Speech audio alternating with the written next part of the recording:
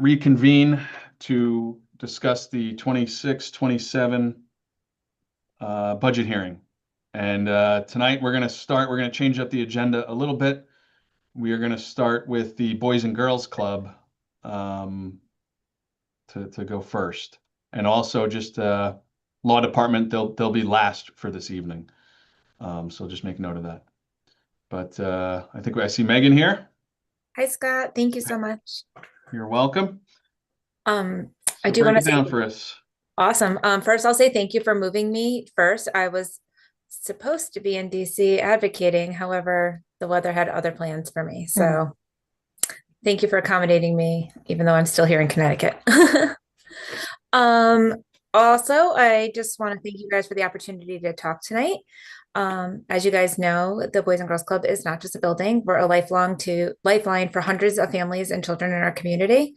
We work every day, making sure that parents can rely on us for a safe, structured, and enriching place for their children during the most critical hours of the day when they're not in school. As of January, we've already invested over $1.26 million this fiscal year to operate and serve Milford's children. More than 254,000 of that has gone directly into program expenses, and 155,000 has been committed to scholarships so that no child is turned away due to financial hardship.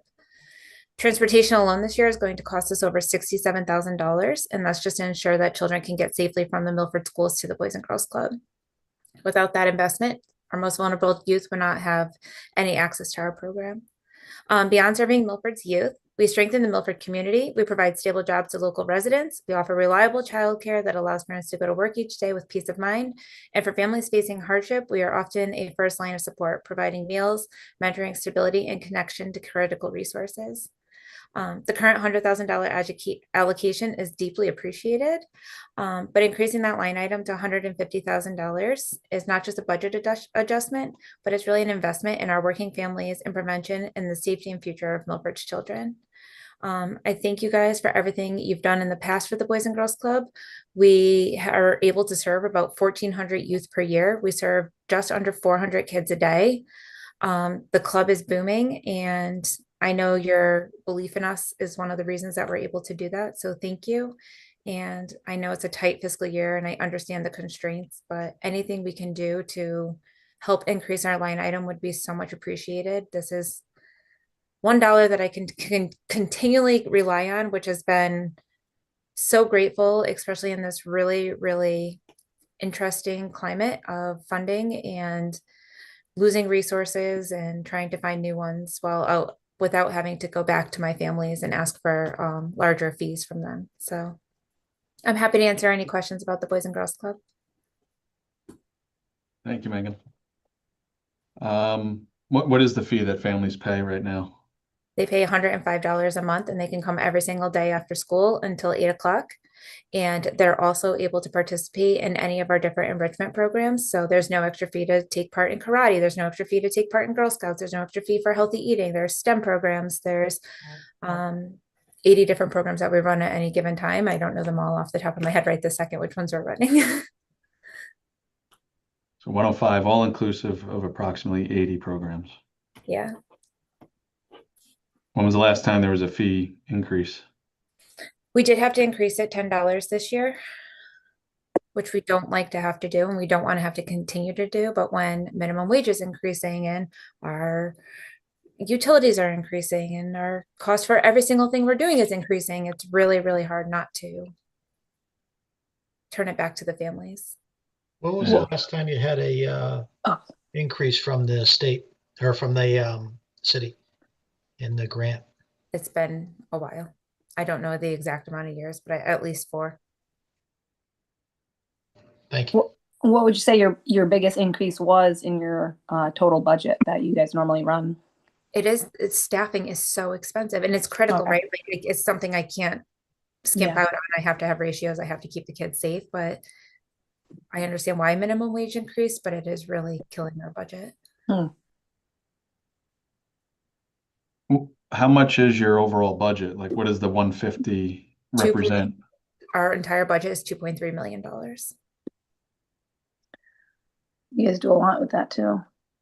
We try really hard, and I'm always trying to figure out new ways to do things, new events, new fundraising thing. I'm writing so many grants. While also trying to raise money to build our new building. So can't keep everything running at the same time. It's a lot. It's really fun. I love my job. I do.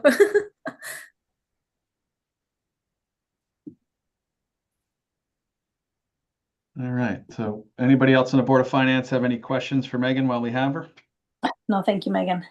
What do you Thank guys do with the, you follow the same schedule as the public schools as far as snow days and everything? We do. Yes. So it's been a quiet 2 days. Well, it's been a quiet 2 days at Boys and Girls Club, but my own kids have been home. So there's that. There you go. Okay. If there's no other questions, we'll let you get back to chasing your kids around. Thank you guys. Thank you so much. Thank you for your time and your flexibility again. Oh, anytime. Thank you, Megan. Thanks for all you do. Thank you. All right. Please turn to page 41.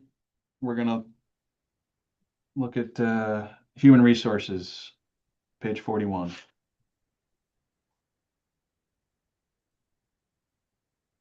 Good evening, everyone. Hi. For those of you who don't know me, I'm Tanya Barnes. I'm the HR director with the city. I will say overall, my budget is flat. There was one line item that I requested an increase, and that's the professional special services line. And that is for a new platform, sorry, that I would like to implement. Well, actually, I have implemented it, but I would like to continue to have the fundings for. And it's a database that collects compensation data and job classification data. This is going to be integral in the contract negotiations, but is a platform that will have real-time compensation data for comparable municipalities that we have provided them and said, we want to be benchmarked against these 15 municipalities. And the data is updated quarterly by this company. So the cost is $10,000, and that's what I added in my budget for this year. Otherwise, everything else stayed flat. Hi, Tanya. Jeff Matchett here. How are you? Good. How are you? Good. Is Milford still members of the Connecticut Conference of Municipalities? We are. All right. And I know that they have a system for that. However, the only positions that they really have in their database are usually department head level positions. And this is for all classifications that we have. We have over 100 classifications with the city between the 9 different bargaining units.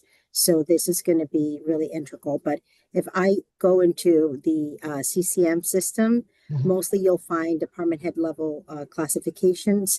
And it's like what you put in, you get out, right? Right. Is a self-report system. So if some municipalities don't update their information, then it's not really useful. Otherwise, it is a very time-consuming, time-intensive, labor-intensive, I should say, feat, because it requires for my HR generalist and or myself to literally scour websites for other municipalities, to go through contracts, and if not, contact the departments themselves to see if they can provide the information. Sometimes they do, sometimes they don't. So thank you. Peter, maybe this is a question for you. Where does the CCM budget fall under? Does that fall under the mayor's office or? Through you, Chair, to Jeff, yes, it falls under the mayor's office. It's under the general expenses org code. And how much is that? Do we know? I can get that for you in a moment. That's fine. I probably don't know off the top of our heads. I'm sorry to put you on the spot like that. All right, thank you.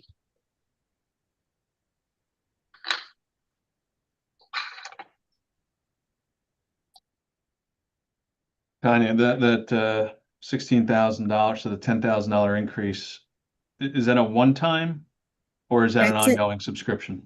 is an annual subscription. So if we signed up for a extended period of time, the fee went down from 15,000 to 10 annually with a 3-year commitment. And it didn't include an implementation fee. The implementation fee was waived for the 3-year commitment.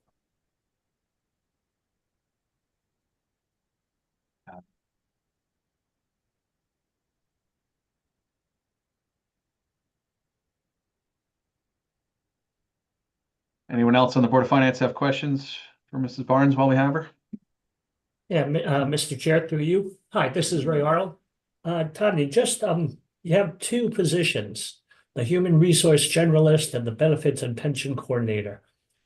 They're having a significant jump. Is that like because they've been there a certain amount of time?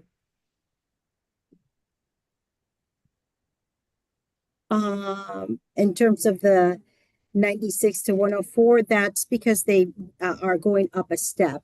If you see in their last year, they were at step 4, and in this new fiscal year, they'll move to step 5. And what drives the step? Just longevity? Yes, yes. Okay. Mm-hmm. Thank you. And step 5 is the top step in the grade.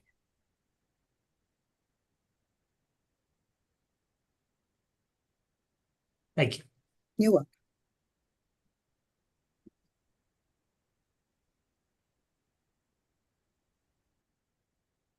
And through you, Chair, to Jeffrey, the CCM annual levy is $34,871. Thank you. You're welcome.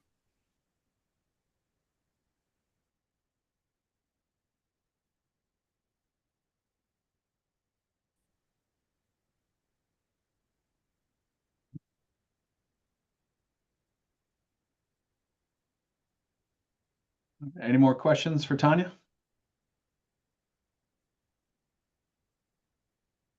All right, hearing none. Tanya, thank you. Thank you very much. Have a good evening. You too. Thank you. Have a good night. Thank you. Good night. Okay, we're going to go to page 79, Health Department.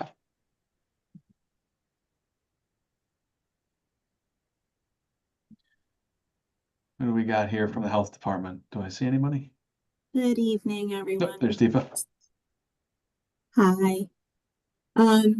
So thank you for having me. And as those of you who don't know me, I'm Deepa Joseph, the Director of Health and Human Services.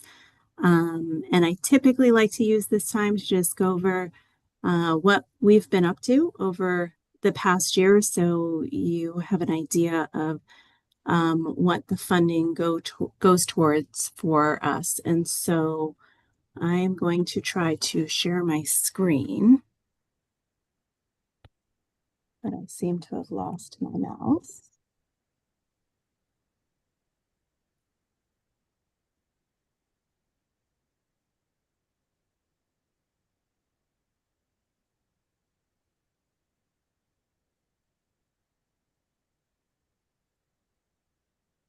I'm hoping everyone can see my screen.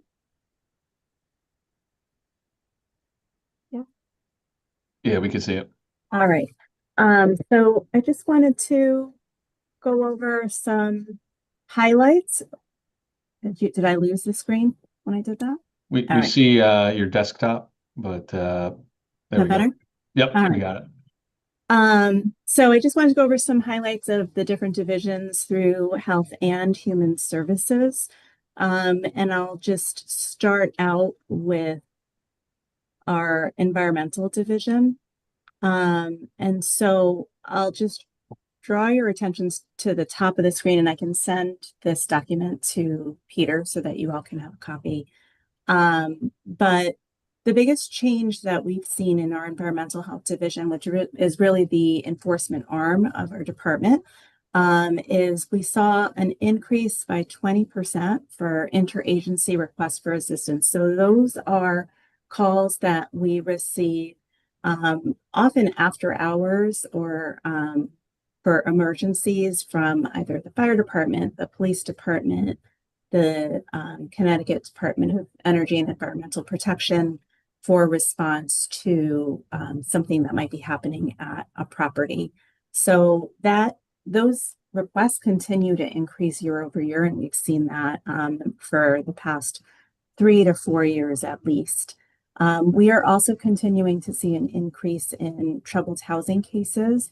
So these are cases of Milford properties. They might be owner occupied, they may be rental, where we get called in relative to sometimes it's hoarding cases or other troubled housing issues that require a significant amount of intervention from the health department. So these are properties that will be under order. There are under orders. They may be condemned, and we work with the property owners to gain compliance with our housing code and public health code. These are also cases where we have a part-time case manager who works alongside our registered sanitarians to ensure that families that are in these situations where individuals have the social support services they need in order to become compliant with the code.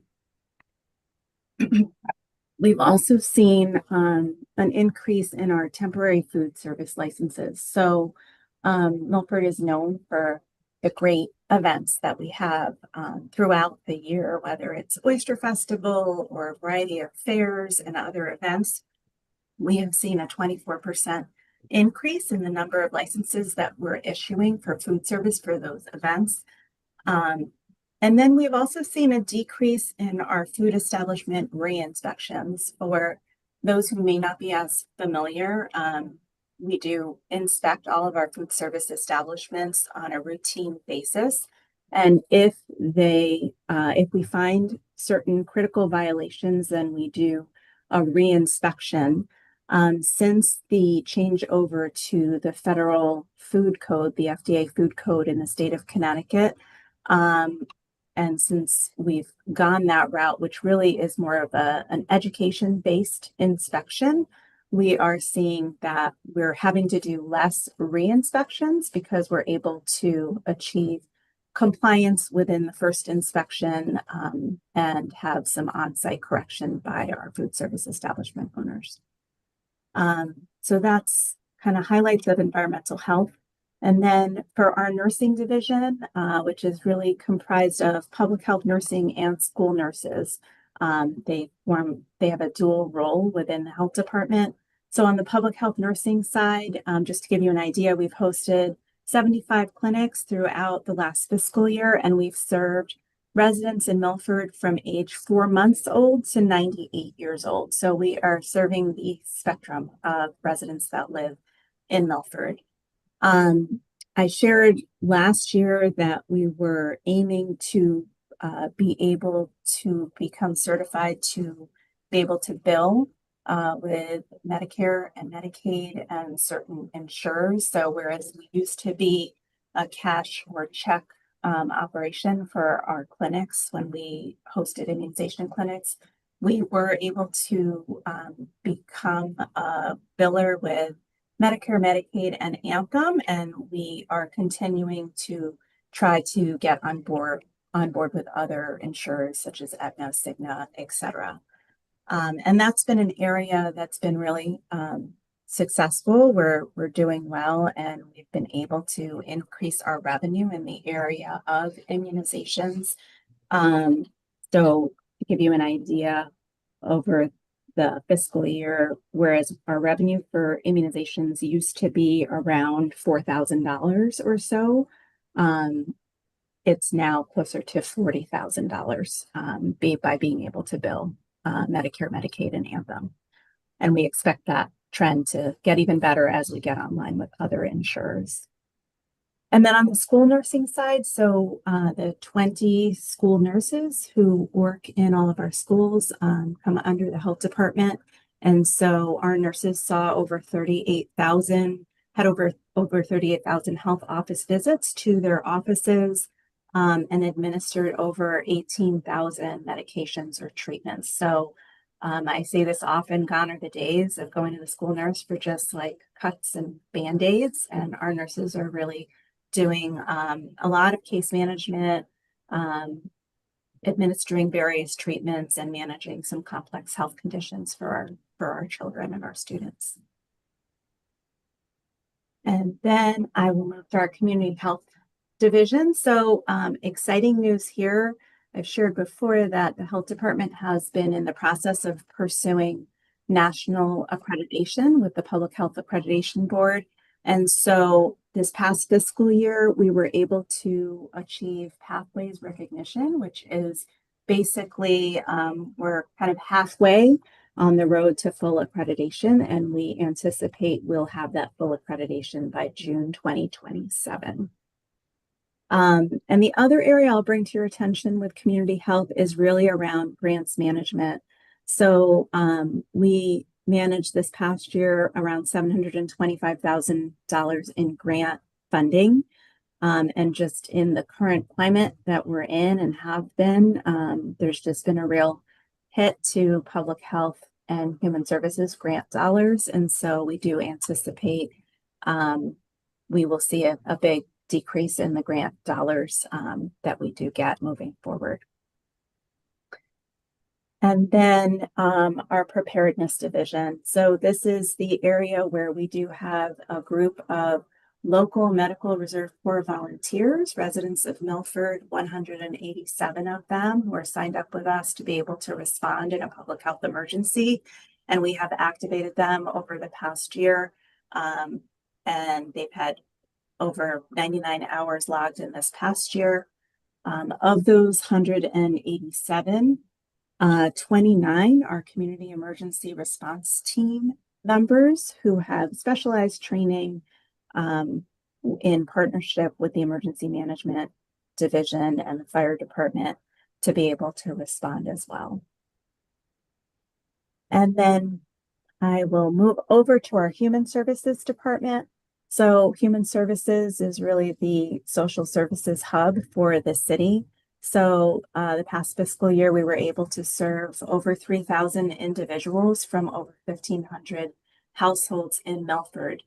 98% of all of our outreach cases are from low-income families. We, like other communities in the state of Connecticut, are really contending with the issue of food insecurity in our community. And so we had 171 emergency food vouchers issued to individuals who, again, truly it was an emergency where they were not able to go to a local food pantry or the other food providers that we have in town.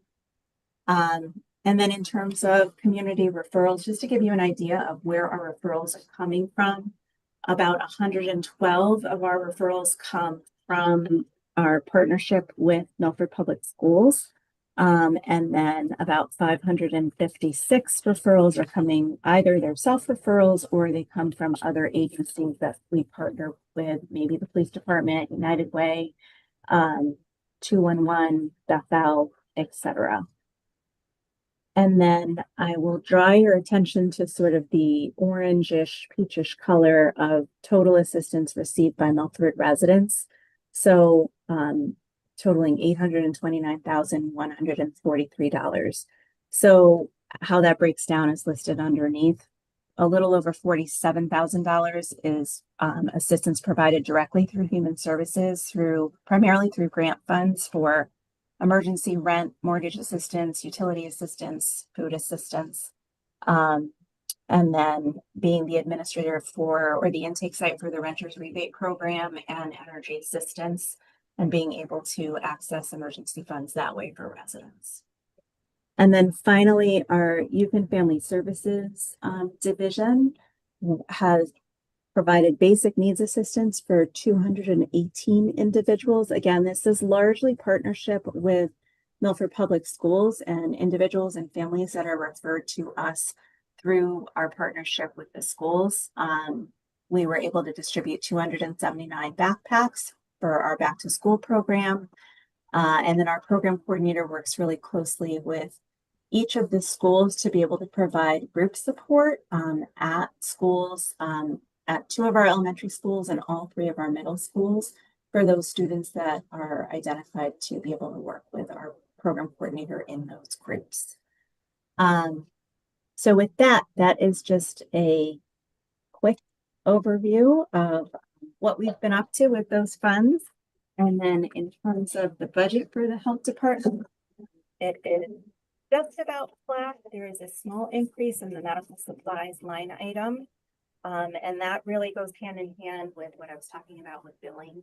And so as we're seeing more revenue come in, we're able to expand our services. So this past year, we were able to offer shingles vaccine, but in order to offer the vaccine and bill for it, we do have to purchase it first. So there's that increase in the medical supply, which really I'm happy to take questions. Very good. Well, thank you, Deepa. As always, appreciate all that you do and everybody on your team does.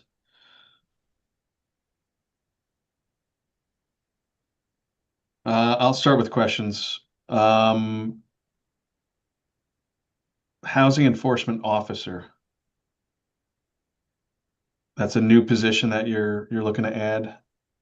Yeah, we did request a housing code enforcement officer. This is a position that we requested last year as well. And it correlates to that statistic that I shared with our increase in troubled housing cases that we have seen some percent in the past year and higher percentage previous years.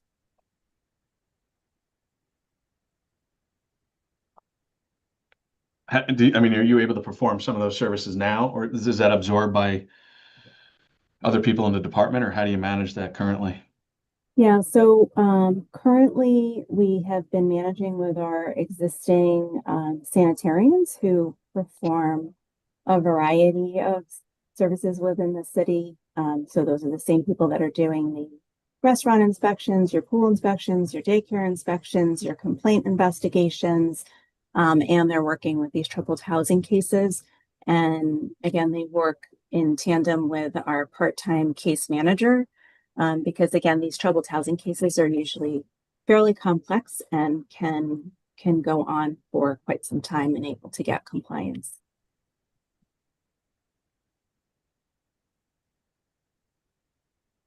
Makes sense. Got it. Thank you. On your presentation, I think you said you had like 823,000 of grants from a few different agencies within Milford, or that residents obtained. So I assume you act as kind of the liaison or the go-between to say, hey, here's your need. We can match you up with one of these other agencies. Is that the process generally? Generally, yeah, correct. For some agencies in town, again, we are the social services hub, so we do vet clients and then determine where they're best matched, and we really try to expand the reach of the dollars that we have by partnering with those other agencies in town. For other programs, we serve as the intake site for applications that residents can file to get assistance. So for example, the renters rebate program, where the intake site, we're working with residents on their applications, which then get approved for that assistance through the state. Got it. Thank you. Welcome.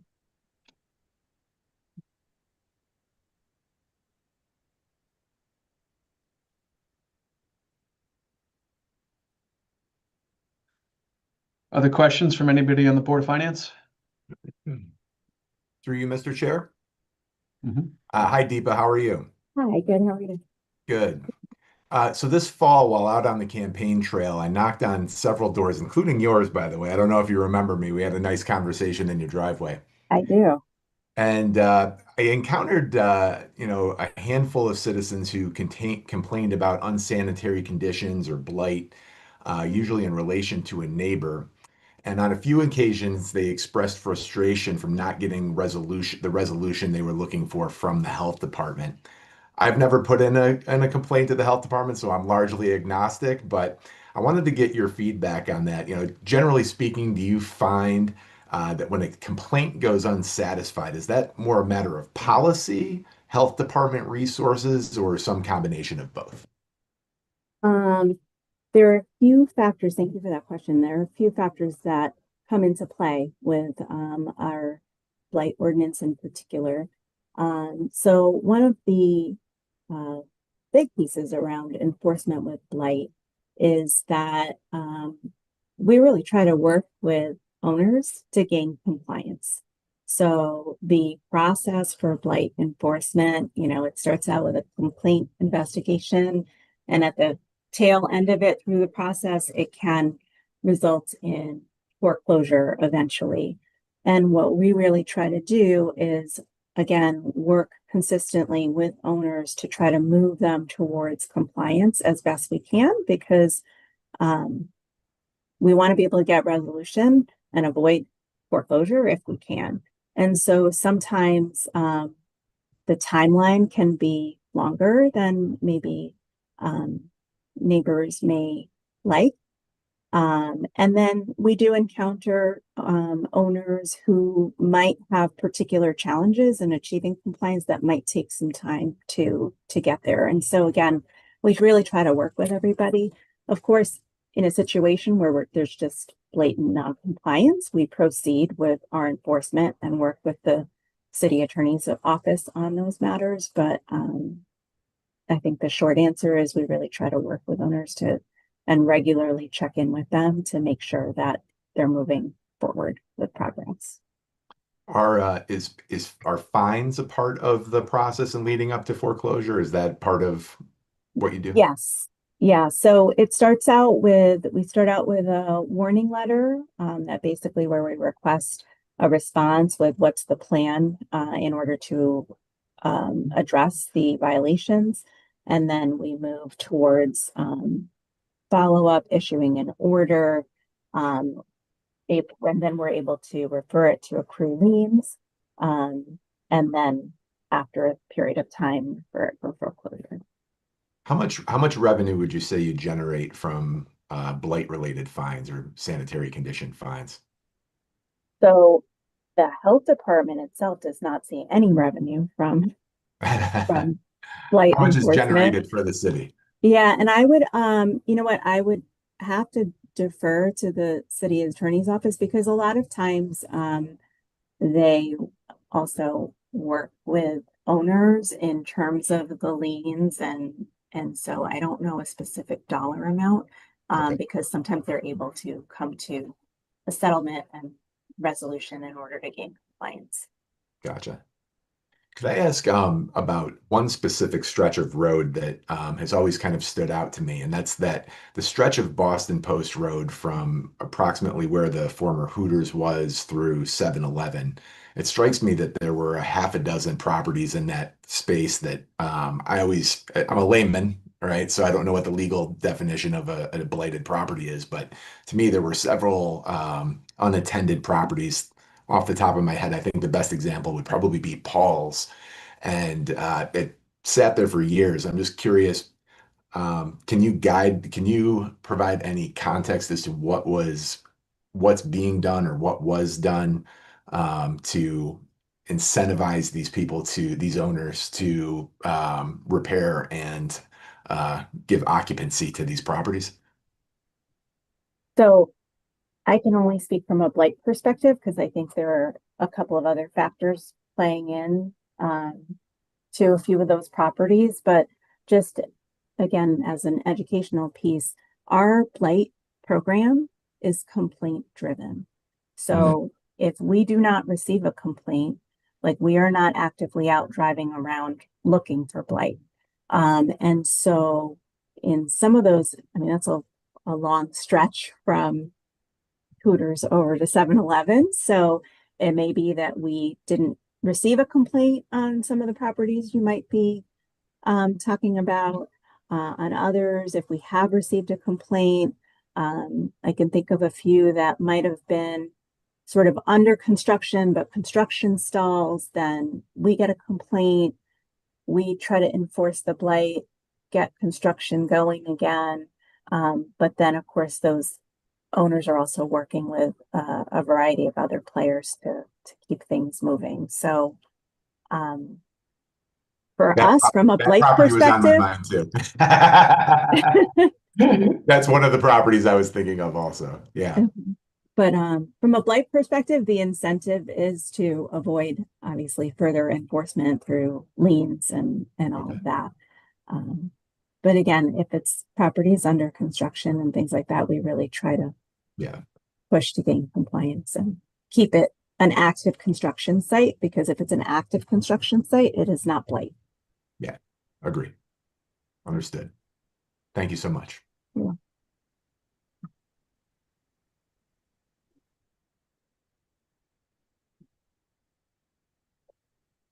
All right. Any other questions from anybody on the board here?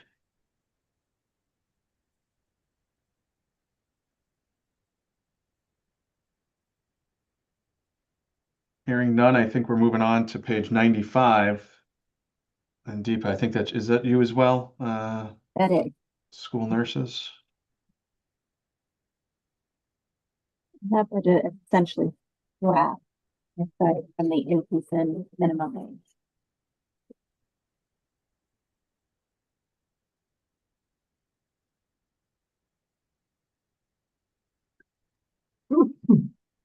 Bless you.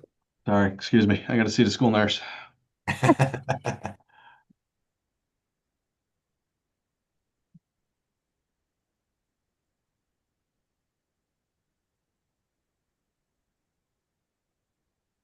And refresh my memory. This is just public schools, or this also includes any kind of like a St. Mary's or private school? It's public as well as Laurelton and St. Mary's. Do those schools reimburse us? So under the statute, we are required to be able to provide it's phrased as like services to our parochial and private schools, and so there isn't a reimbursement for that.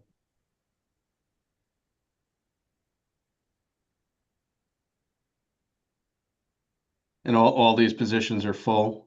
So, like in other words, there's a body in each one of these categories under budgeted positions. We just filled our last vacancy for it, so we both knock on wood.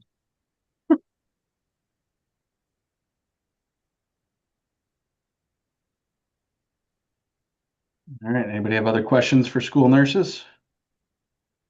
Through you, Mr. Chair. Deepa, once again.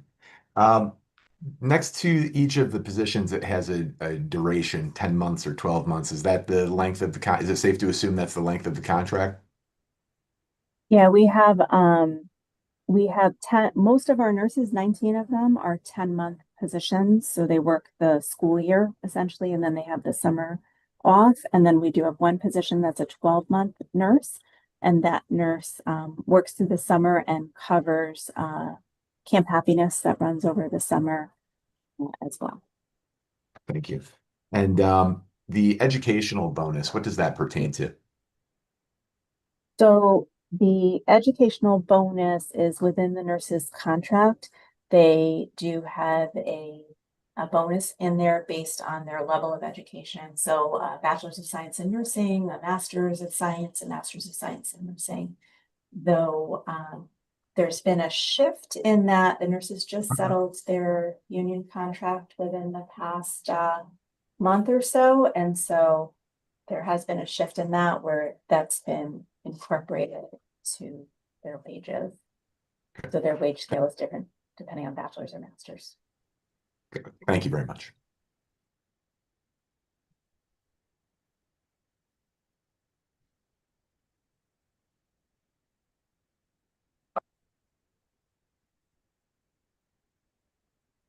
Right. Any other questions before we move on to Human Services Department? Deepa, is that you too? Yes, it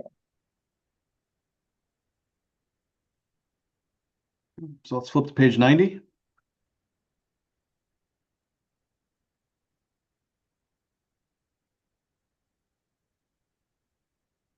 Human Services Department. So it's a grant, looks relatively flat over the last few years.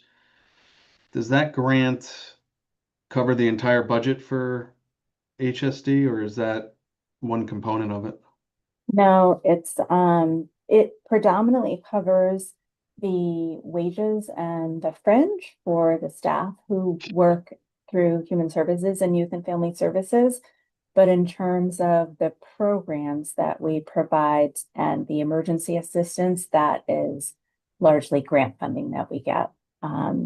So we have the community development block grant funding for our rent and mortgage assistance. We get about $60,000 in grant funding through DCF for our youth and family services side. And then we do get some private donations from community organizations to support our emergency utility assistance program. Thank you.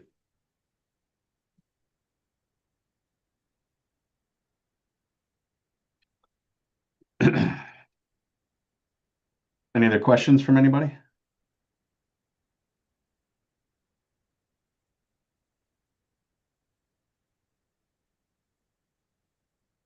Well, I will highlight a comment that someone posted in the chat here from Ed Benessi. Just wants to thank you, Deepa, for all the efforts that you do. And he said that there's a lot of difficult situations with blight complaints. You've received many over the years from the borough and have done a commendable job. So Thank you very much. those are Ed Benessi's comments. But all right, unless anybody else has any questions for Deepa while we have her, she covered a lot of ground here on the agenda, and her and her department do a tremendous amount of work for the city, so thank you. But does anybody else have any questions? Thank you. All right, Deepa, thank you. Have a good night. Okay. So law department, we're gonna bounce down to the end. So that pushes up the rec department, page 82. So if you don't mind, turning to page 82. What do we got from the rec department here? I am here. Oh, there he is. Thank you all for being here. I should have asked Deepa to stay on and handle this. She did such a good job with all those others. We tried very hard to keep our budget in check. I have to thank Mayor Smith, Holly, and Peter. They worked with us in a tough situation with some of our budget requests and helped us out a great deal. So I appreciate their work, efforts, and support very much. We kept it to three things that were really stressed over the last couple of years, and they've got us almost back on even ground, if not on even ground. We'll see how the next year goes. But any questions, I'm happy to answer.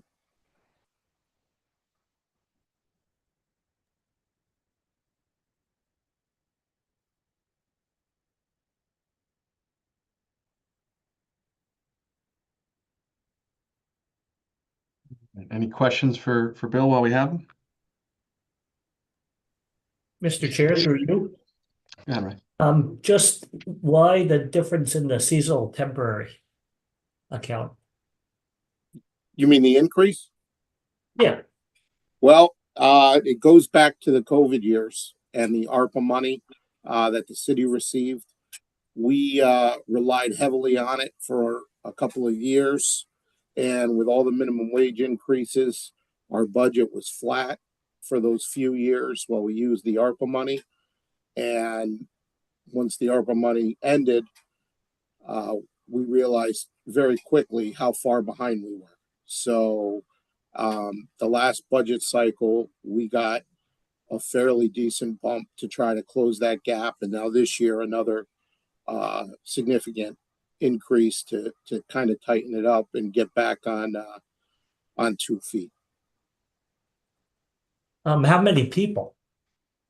We employ over 125 seasonal employees over the course of the year.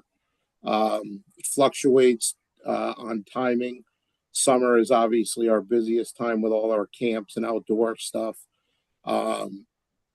But I believe we have the largest amount of seasonal staff in the city.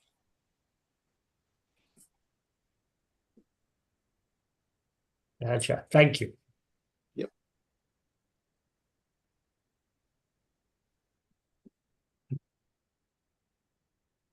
Other questions for Bill?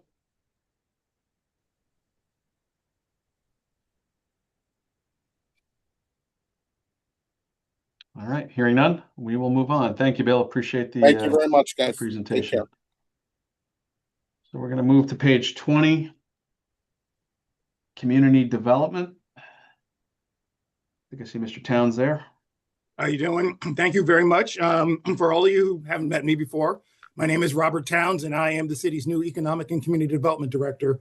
I'm very excited to join you on the call tonight to talk about economic and community development. But first and foremost, let me just state that the city is at an inflection point right now.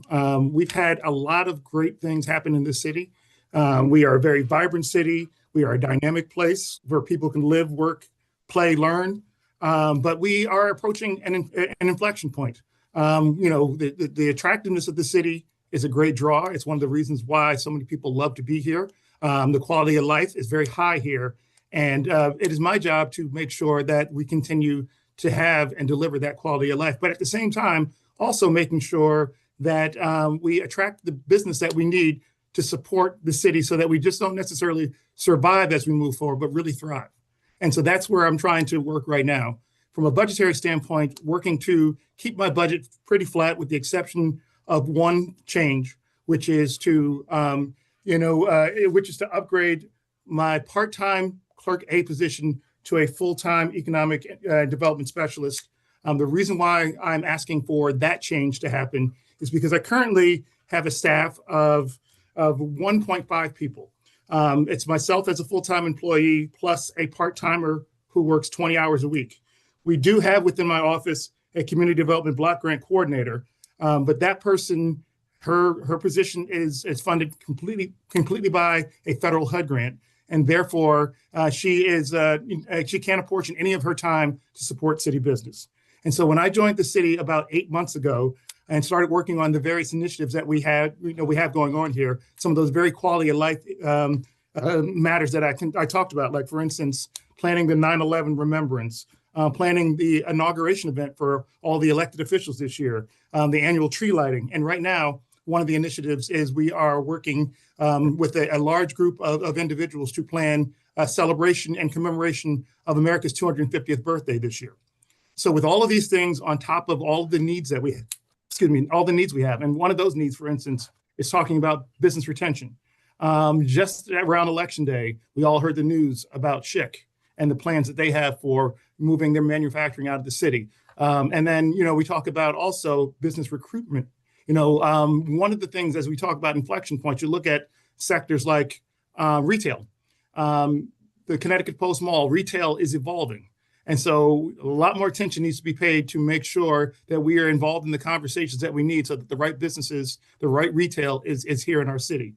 When you also talk about things like, and sorry, the light kind of went off in my office, but I can keep talking. When you also talk about, areas like Wheelers Farms Road, when you think about any kind of commercial and other factors up in that area, we need to make sure that we're invested in going in and talking to the people who own the corporations and own some of the businesses in the city, so that we can make sure that the right mix is happening. Just as a matter of the entire office, my title is Economic and Community Development. And so for economic development, I'm focusing on business retention and expansion, business recruitment, and small business development. And just with the overall mission of creating jobs and enhancing our tax base to make sure that we can grow our grand list. But from the community development side, we also have to work on encouraging home ownership, expanding economic opportunities. We know one of the key words that we hear right now in our country, not just Milford, but overall, is affordability. So being able to work through my office to help address those things, to maintain the town's affordable and workforce housing stock, and to respond to the needs of the city's low and moderate income populations. We have a lot on the agenda here in economic and community development, and I'm just asking for help from this body right now to support me in having the right individuals in place and the right bandwidth to be able to tackle all of the things that I know we can do in this city. I'm very excited about the prospects of working for the city. This is my first year, but this has been a fantastic process thus far. I'm a Milford resident, a longtime Milford resident, a stakeholder, and I know that we can do a lot of great things. And so with your help and with the assistance of having a full-time person in a role with me, I know that we can, really move the city forward. All right. Well, thank you, Robert, for the presentation. Should build into the budget electricity so the lights stay on there. But it's one of those sensors. I just haven't moved in about an hour, so I'm sitting in front of a screen. So very good. Quick question. So the part-time, okay, so we're taking a part-time position, making it full-time. Is it the same person, or do we have to find a different person? Because the position will be upgraded, that person would have to reapply, for an upgraded position. It's an increase, so that it's an upgrade and increase to grade 25, step 2, and so that would require the individual currently in the job to reapply and also take the test to qualify for that position. Understood. Thank you. But it would come with increased hours. I mean, you're making it would be a full-time position. Yes. Currently, as I said, the current person works 20 hours in my office. And so when I travel, beyond the Milford's borders, my work doesn't just take place here. Sometimes in the afternoon, that leaves us with the office being closed. Gotcha. And then there's also benefits with that? Yes. Okay. Thank you.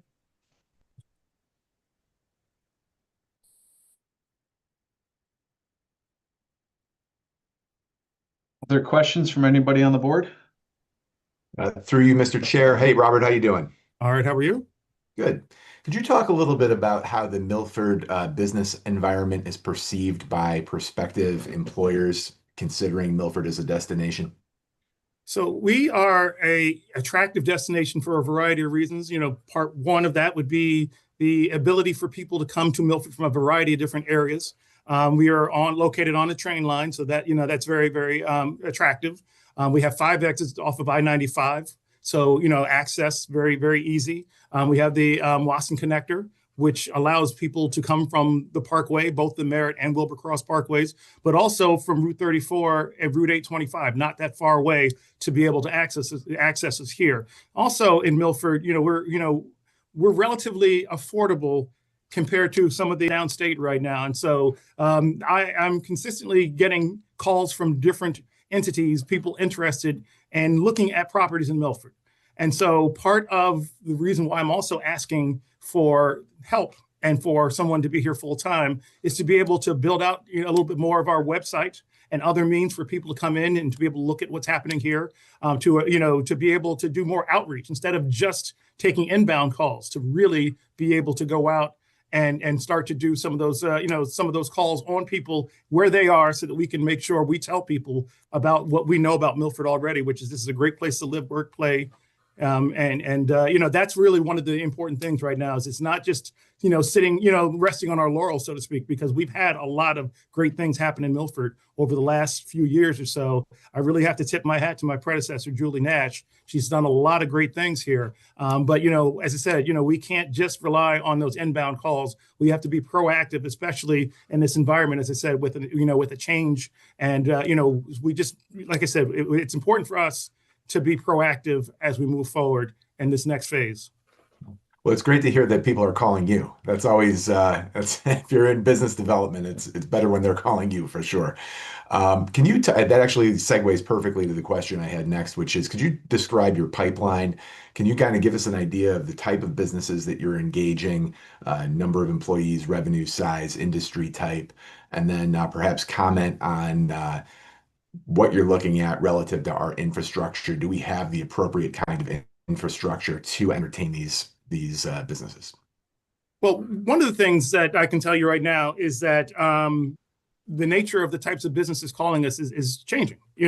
So one of the good things is, especially from an industrial standpoint, is a lot of the spaces right now are either full or being built out right now to support the businesses that are here. But we are having different types of businesses. We're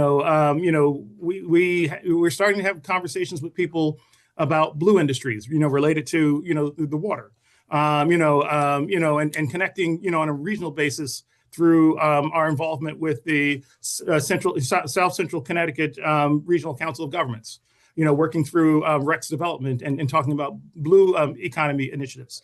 We also, especially out on our waterfront, riverfront area, have some of the industries there interested in talking to us about ways that they can deal with waste and all kinds of other things, which may or may not be the right use for us, but at least people are calling right now. We're investigating, talking to people about those types of things, and just, having those conversations.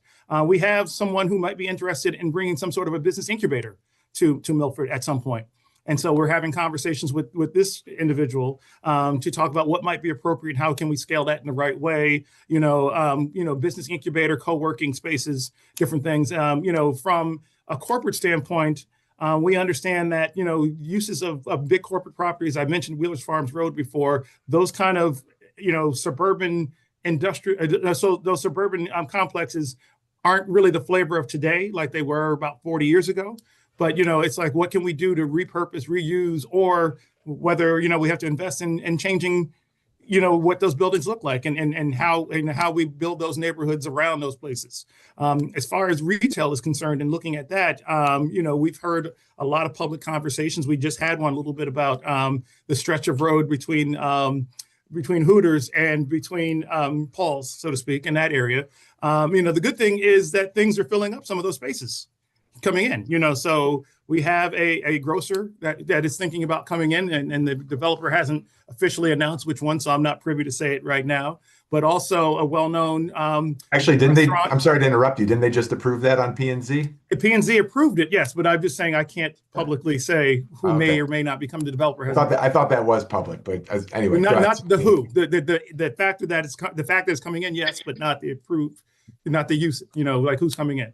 But but anyways, we kind of all know what we're talking about with those. But also you mentioned Paul's, and that's part of redevelopment, area as well. So there's a lot of interest here, and then there are also pockets of our city that can use some extra attention. And through conversations that my office is having with planning and zoning and with the city planner, and then hopefully soon with the new DPLU director who will be coming in, we can talk about ways that we can revitalize other sections of the city as well. Our downtown is a very vibrant place. People love to be there, but we also want to make sure that the other neighborhoods are all getting that same attention and love as well. And so, as basically to wrap up the conversation, there's a lot of interest in a lot of different ways. I know you asked for some metrics. I can give you that on the backside afterwards. I want to make sure I'm giving you the right information. But I can tell you that, on a consistent basis, people are calling in to be here. And one of the great things as well, as I'll wrap up with this, working right now with the Chamber of Commerce as well on a new initiative called Start Smart. So we want new businesses and any small businesses that come in to really know the ropes before they jump into starting a new business. Because one of the things we don't want to do as a city, as a Chamber of Commerce, is to continue to go to the same space over and over again for ribbon cutting.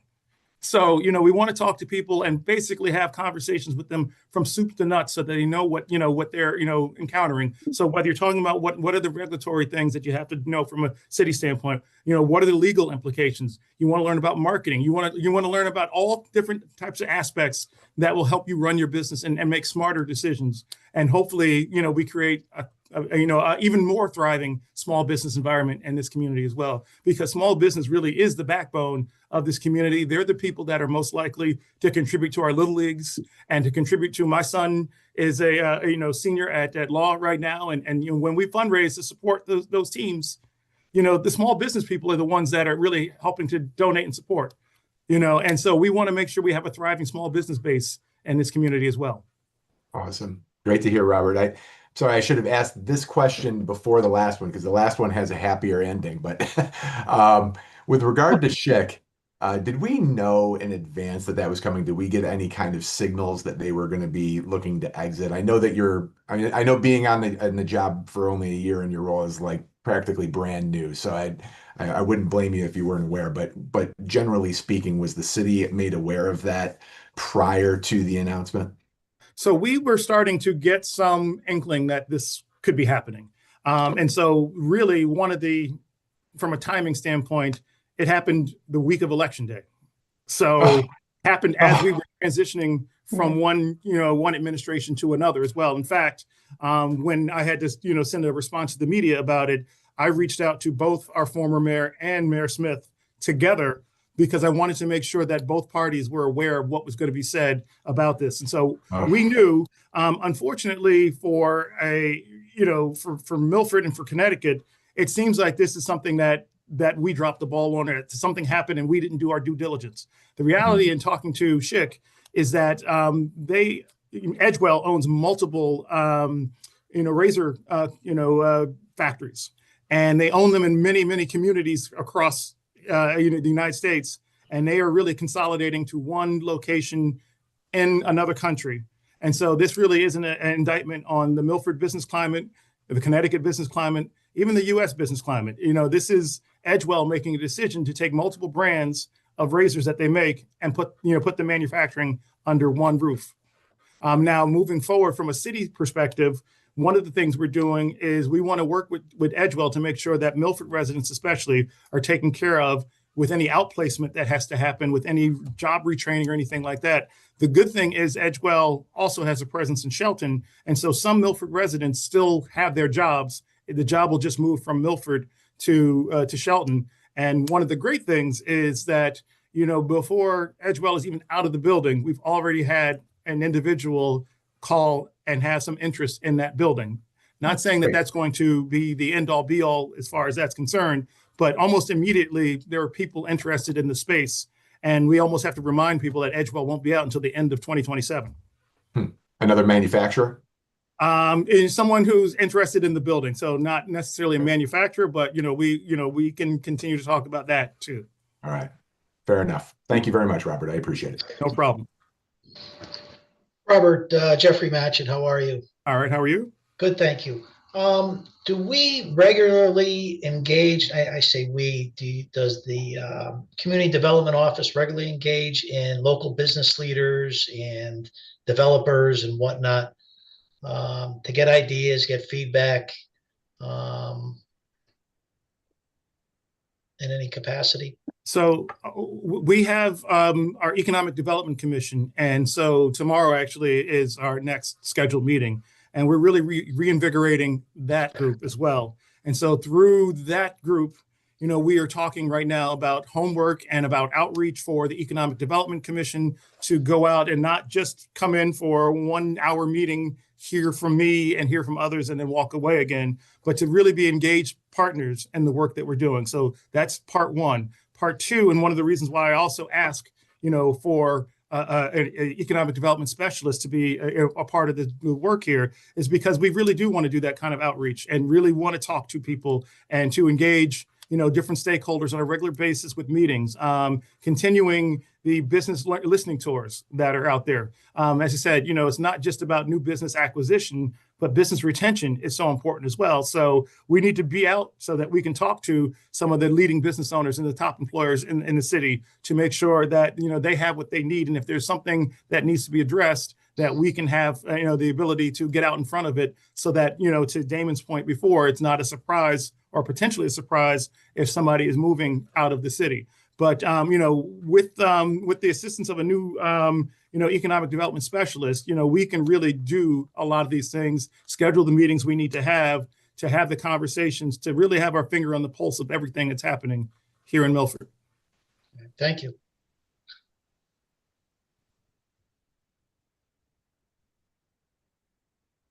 Very good. Any other questions from anybody on the board? Blink twice if the store is Stu Leonard's. I can say that the store is not Stu Leonard's, although we're still engaging, despite what some people have said in the community, I always talk about the power of yet, so we're still working on Stu Leonard's. They haven't signed on the dotted line yet, but, conversations are still happening. Thanks. I've never even been in a Stu Leonard's. I don't even understand the thing about it. But For some people, that's a dirty word right now, saying Stu Leonard's. But it's all right. I enjoyed the conversations with people, but I also enjoy the chase, so to speak. Well, Robert, thank you. Thank you for putting the time and effort in here. Job well done for your first go around of the budget season here. So thank you. Thank you. And I'm going to make sure the lights work here. there you go. All right. Well, have a good night, Robert. We'll see you All right, around. take Thank you. care. Appreciate it. All right. Page 51, the fire department. Got to imagine they've been pretty busy the last couple days too. Good evening, everyone. It's good to be here with you.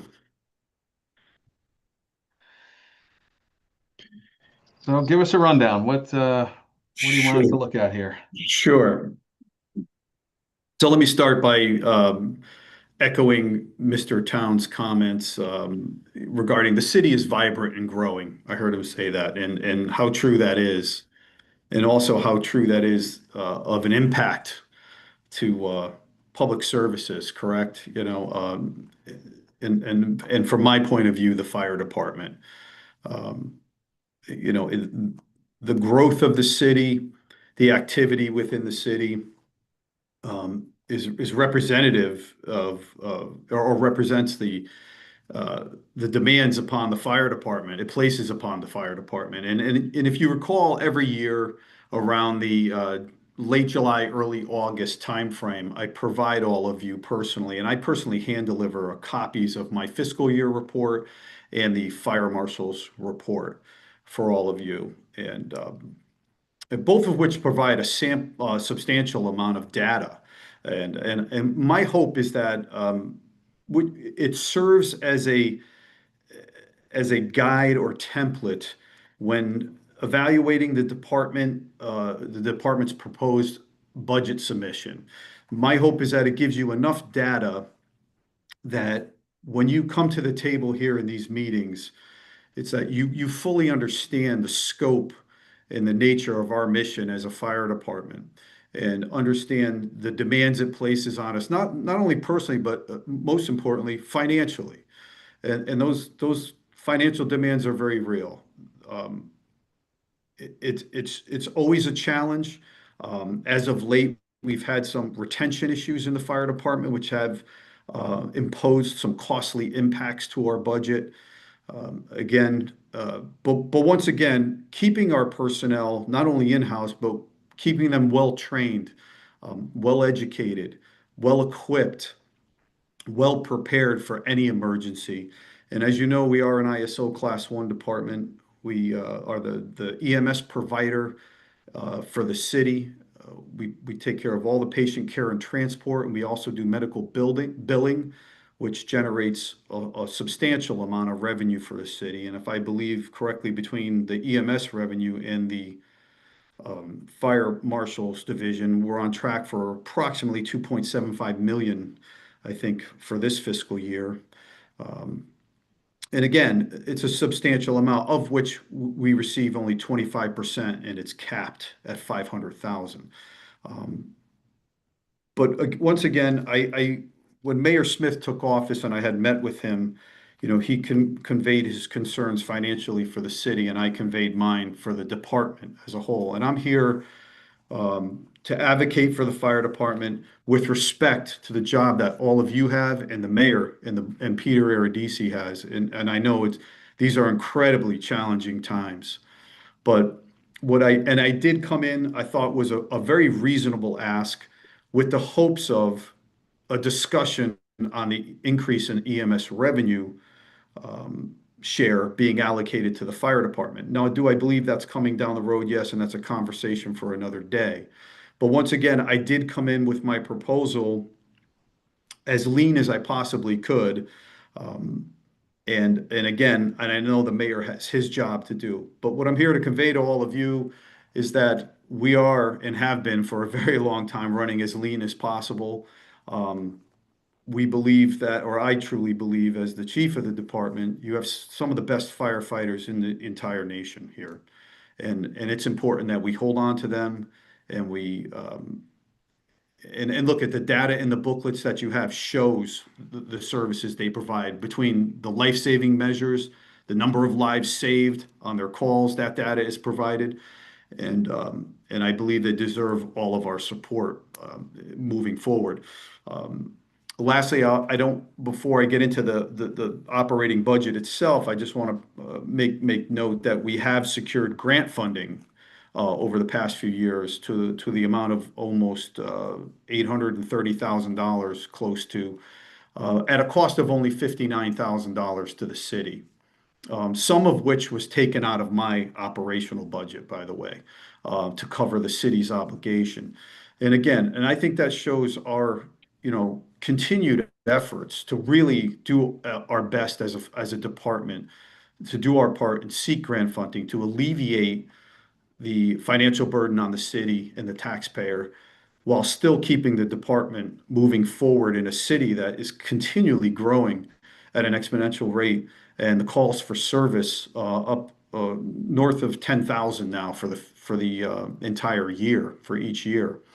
70% of those being EMS calls. So again, without further ado, in my proposed budget being approximately 68,000 in change, or a 0.45% increase, was very, very lean. When the books came out, I did notice that it was reduced to 33,542 for a 0.22% increase. Again, that's where we sit on that side. I was hopeful that it would have been passed as submitted, but once again, I don't discount the challenges that all of you face. I understand that, but just know, as the chief, have the 100-foot view of the fire department and our finances, and I look at it as we must invest in public safety with the exponential progress that's been going on in development, especially in the city and the multi-unit housing and the impact it's had on our department. We must continue to invest and not cut in certain areas. It's because at some point we either take smaller bites to keep us moving forward, or we're forced to take a bigger bite down the road.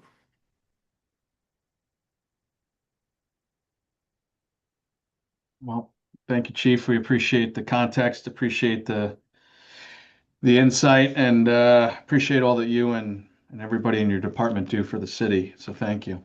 Thank you.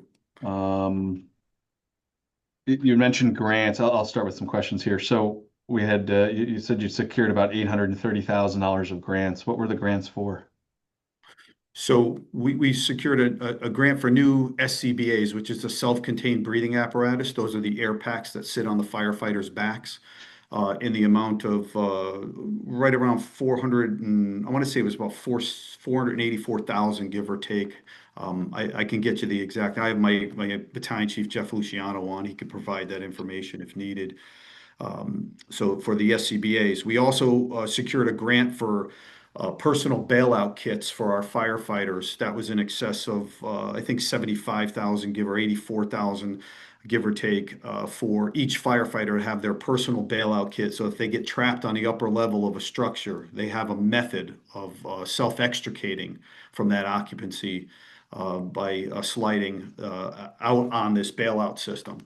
So those are two very costly. And the nice part about those items, those are long-term items that last 10 years or longer of service life. So again, we won't face the challenge of trying to replace that equipment for another decade.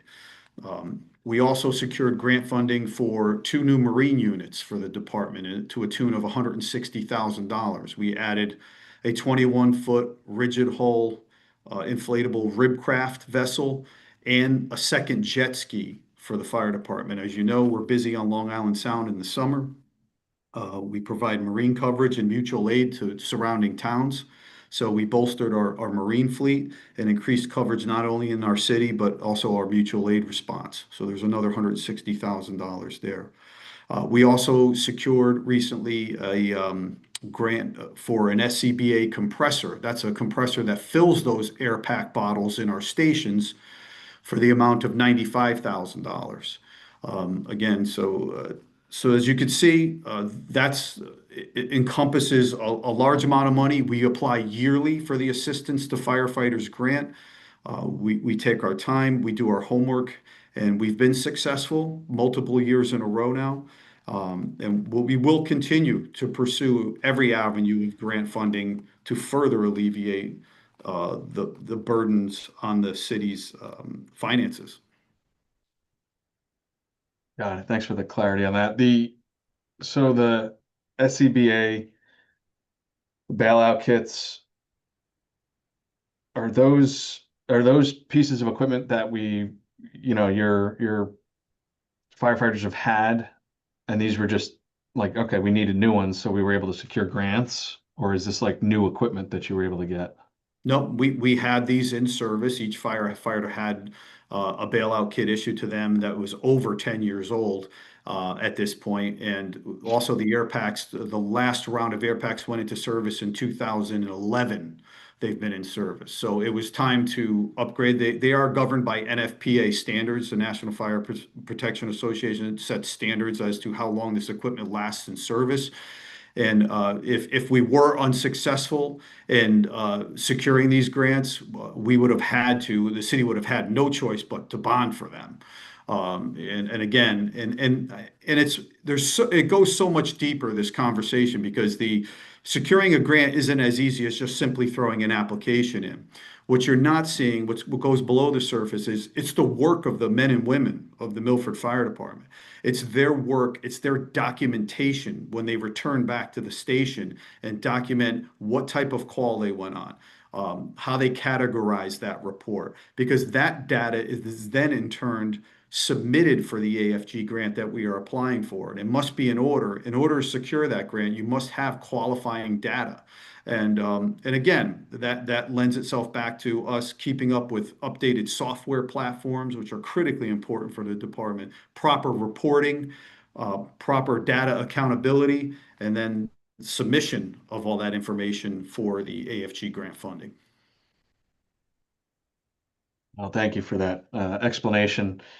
That was kind of a follow-up question, how you would have paid for that otherwise through bonding. So thank you for expanding on that a little bit. Marine expense that up to 20, is that, so you said you were able to acquire a new rib and a jet ski. So that marine expense in the budget, what would that extra almost $10,000 be toward? So as you can see, in the past, we had 10,619 in the current budget. We asked for an increase to 20 because, as I said, we took on 2 additional Marine units, which require service and maintenance, not only throughout the season, but winterization, again. And also Marine One, our main fireboat, which many of you are familiar with, which is docked at Safe Harbor now, I think it's called, or Port Milford. We pay a dock fee there. So about $6,500, give or take, is of that monies, it goes towards the dock fee, just to house Marine One for the season.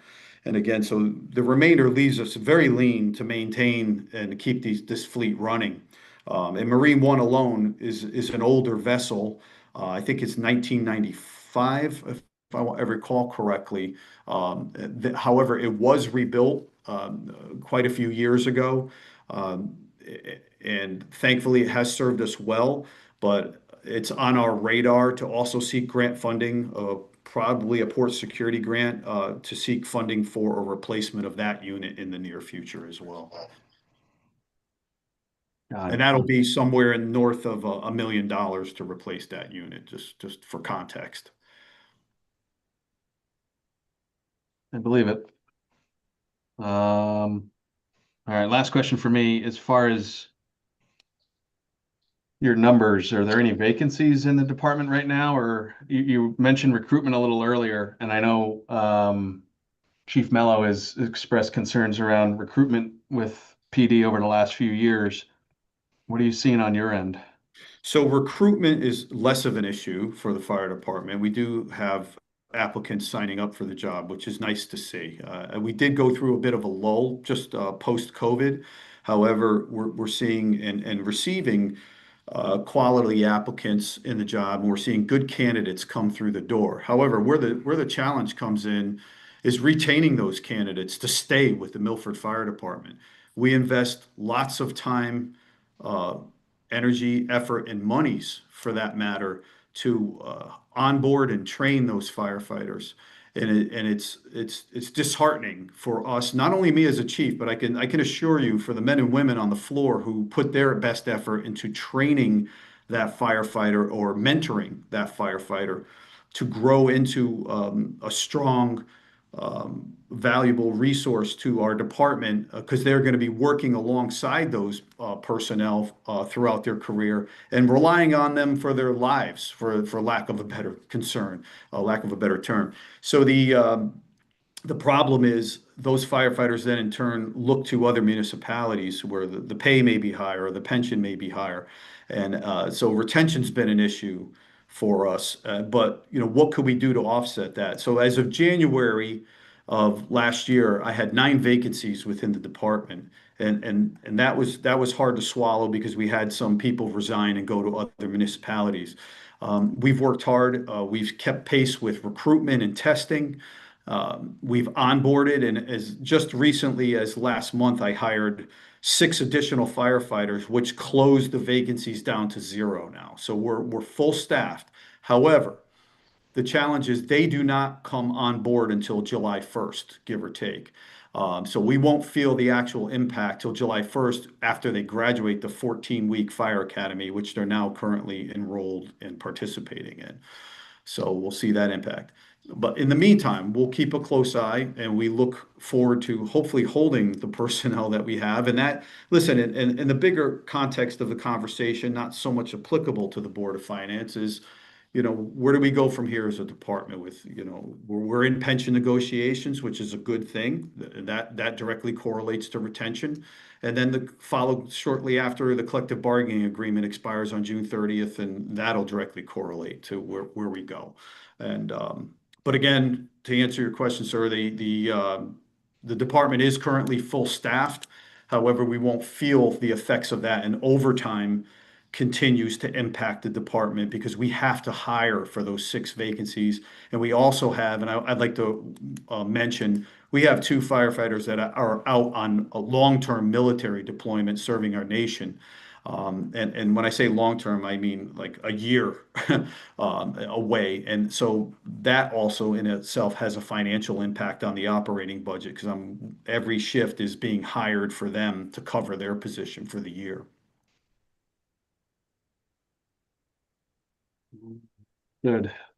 Chief, thank you. I appreciate the insight. And does anybody on the Board of Finance have questions for the chief while we have them?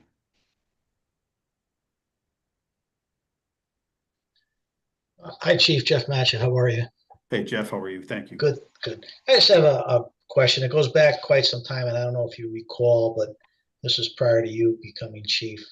There was discussions about police and fire working with the facility down on Rogers Avenue about building their own docks on that state property. Is there anything that ever come of that, or have you ever heard of that any more? And that would cut back on a lot of the costs for, the docking fees and whatnot for both departments. Sure. Yes, that does go back many years, actually pre-COVID, and much of the conversations I was in fact involved in with the NOAA facility down there offered to combine police fire, give us some positions down there. Now, mind you, the NOAA facility is about mid-harbor, if I recall correctly. It was an improvement, somewhat of an improvement over where we're currently docked. And yes, there would be some maybe some fees there, but I think they even were requesting us to provide them with the fees we're paying to Port Milford at the time. And I think we've pretty much exhausted those options. Those talks ended, unfortunately, I think a couple of years ago and have completely stalled and don't seem to be gaining any traction. We did look to the city to see if there was any possibility at the end of Trumbull Avenue, if there was any space there to install a dock. However, you would need you'd probably need a marine engineer to do a survey of that site. We have also considered the opposite side of the harbor where I think that the Indian River kind of spills into the mouth of the harbor there. Is there any potential to put up a dock there for police and fire? Now that conversation is ongoing. It continues. I did reach out to Jim Donegan, the harbor master, as early as late last summer. We spoke. Also, Bob Brennan, the commissioner of the harbor, the head of the harbor commission. I did have conversations with him. They are certainly in support of that move. However, I think there's just a tremendous amount of survey and site survey and investigation that needs to be done that certainly goes over the head of my capabilities as chief. So we have to get a group of us certainly to the table to discuss what steps need to be taken. But once again, it's so imperative where we are now to on an emergency response. And I have been involved. This has impacted me directly when I was working on the line as a captain. I can recall responding to an incident where a gentleman was clinging to the bottom of a vessel that capsized in Long Island Sound during a storm. He had no life jacket on, and we have to leave Port Milford under the impression that we cannot create a wake in the harbor to while attempting to rescue this person who's maybe has minutes to survive. So again, you could see those kind of challenges. We take our job very, very seriously, and these are things that need to move to the forefront of the discussion in the city. Maybe once again, it might be a time for another platform or discussion, but yes, the time is to start looking at these things and how they impact our services to the city and make some positive moves. Thank you. Through you, Mr. Chair, Chief Reese, nice to meet you, and thank you very much for your passion and your commitment to the city. I can feel it through the screen, so thank you. Thank you. You had started off your presentation by mentioning reports that were produced citing the revenue generation of the department.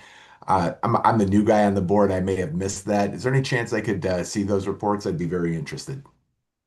I'm happy to provide you with a copy of each. I'll make sure that happens for you in this coming week. Thank you. I appreciate it. You're quite welcome.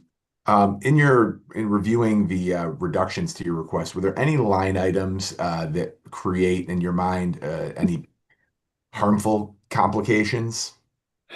So, three items in particular where there was a reduction, and if you look at fire station improvements, only received $1,000 reduction. Could we afford any reductions in any line items? In my opinion, no. But however, I did have a conversation with Mayor Smith, and again, he's looking for alternative methods to improve the fire station. Now, as you know, fire headquarters was built in 1928. That building is quickly approaching its 100th anniversary of service to the city, and is in very much need of some improvements. Now, we recently, to the thanks of Chris Saley and the Public Works Department, we received an upgrade of our administrative office on the second floor of fire headquarters. That was basically covered the interior workspace and the roof. We received a new roof at fire headquarters. However, the building has some concerns with the exterior masonry. The windows were last upgraded in 1992, 93, when the building was remodeled completely. Again, so you're looking at essentially 33 years of service with those windows, and they weren't a high quality window, if you will, for a shoreline community, especially that it could experience a potential hurricane. They do leak. They're not in the best of shape. So once again, I did submit under my capital improvement plan for some station improvements, and I'm having some ongoing conversations with the mayor in the hopes of finding some funding elsewhere in the city for that particular line item. So does the $1,000 reduction concern me? No, not necessarily. If the mayor has some alternative methodologies of providing for improvements of the stations, I'm okay with that. Under vehicles and equipment, you can see I was sitting at 50,000. I submitted for an extra to 60. However, it was cut to 40. Now that a little different story. What can you buy for $40,000 for a vehicle today? And fire department vehicles are a little different because typically when we obtain a new vehicle for the department, it needs to be upfitted. It needs department radios, which are very costly. It needs to be striped. It needs emergency lighting. So there's additions on top of the purchase price of the vehicle that need to get factored in. But once again, I had a conversation with the mayor. I did submit under capital improvement for a new incident command vehicle. And the mayor is looking to the vehicle acquisition fund for funding for that. Okay, good. For that particular one.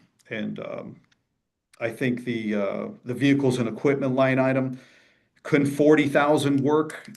Well, again, what I would have to do is to offset that cost for a new vehicle is go into my EMS revenue and once again take out of the EMS revenue.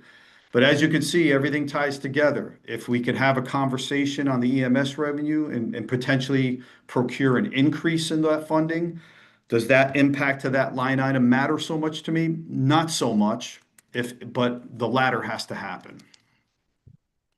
Can I ask you, in the same vein, that the under operational expenses, we've got fire clothing and rubber goods. It's about 7 line items down under operational expenses. There's a slight reduction there, and I just want to confirm: are your guys getting all of the equipment, ladies getting all of the equipment that they need to stay safe? Is it modern, well kept?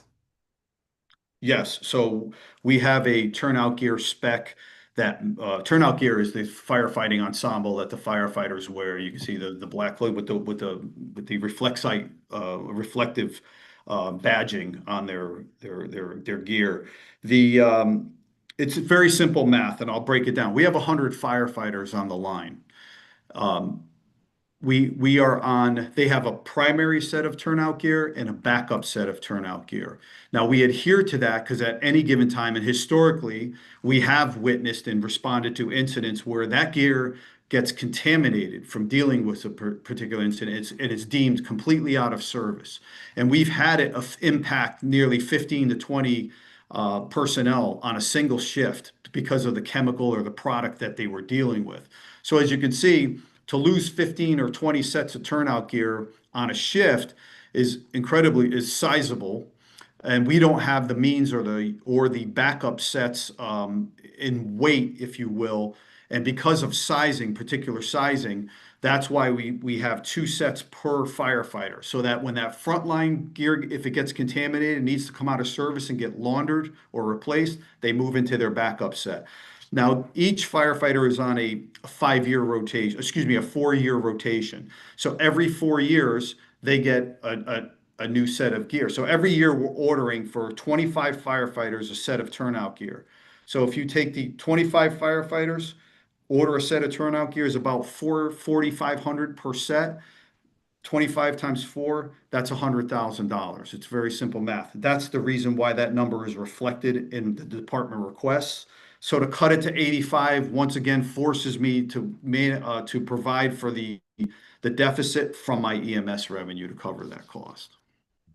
Thank you very much.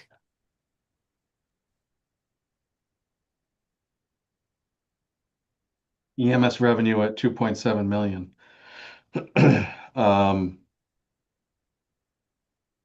I feel like it was just yesterday, it was only 1 million. I mean, that's gone up quite substantially. How many years ago did we start going down that path? Do you know That's a offhand? great question. I want to say it's been over 10 years now, if I recall correctly, I believe. When was the last time that the percentage and the cap was revisited? It has never been revisited.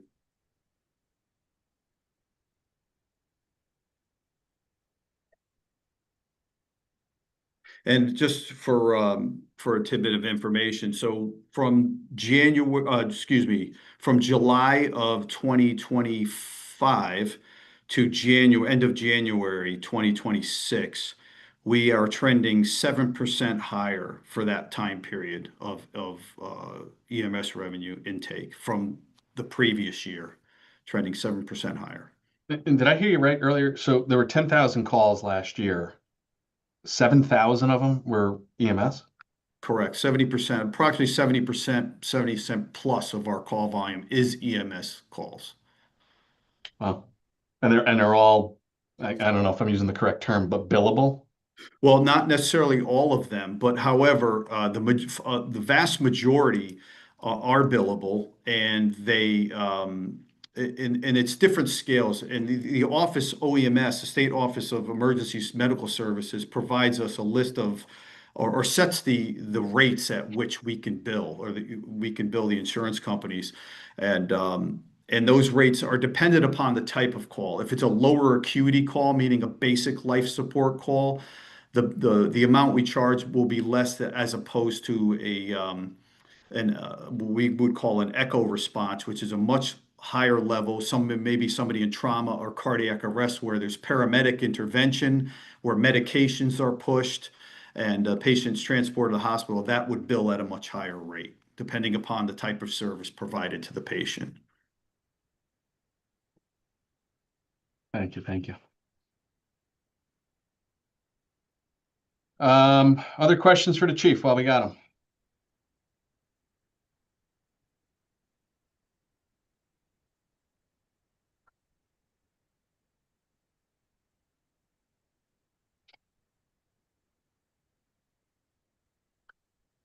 Correct me if I'm wrong, chief, are you also emergency management or CMed and lighting hydrants and water? Correct. All right, so last chance. Anybody have any questions for the chief on fire department? All right, let's move to page 58. Emergency management. What do we got going on here? So emergency management budget is completely flat this year. And once again, for the most part, I'm okay with that at this stage of the game. After once again conversations with Mayor Smith and doing our due diligence to try and keep this budget as flat as possible, this is where I'm okay with where we are. I will point out to you, you're all very well aware of the early warning siren system we have along the shoreline, right? And we set that off to alert residents and visitors to move their vehicles to higher ground, or when we expect shoreline flooding. Because of that system being very, very old, decades old, when I became chief, I developed a plan to upgrade that system. Very much needed upgrades. I had a company come in and do a survey of the entire system. I developed a replacement plan. I had 2 of the control boxes on the poles replaced this past September to the tune of nearly, I think it was almost $60,000 for those 2. And I was going to do a phase in over the course of 3 years to upgrade all those control boxes. However, the other component of that system is the alarm or the speaker system that sits on the top of the pole, which are very old as well. So what I did recently was I connected with one of our Senator James Maroney, and I asked him that would there be state funding available potentially for this replacement. It plays such an integral and important role, and not only in emergency management, but notification of those along the shoreline.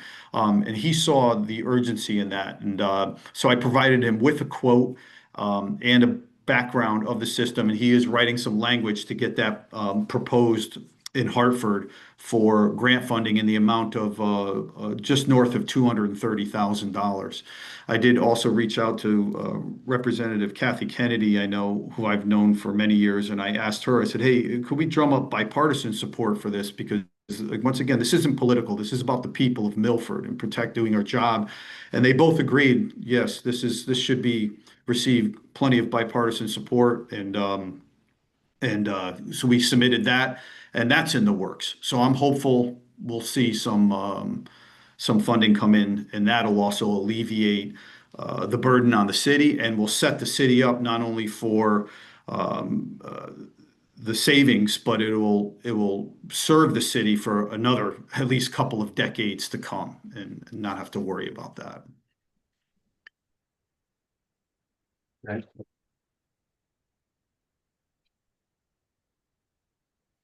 Okay, any questions on emergency, excuse me, management?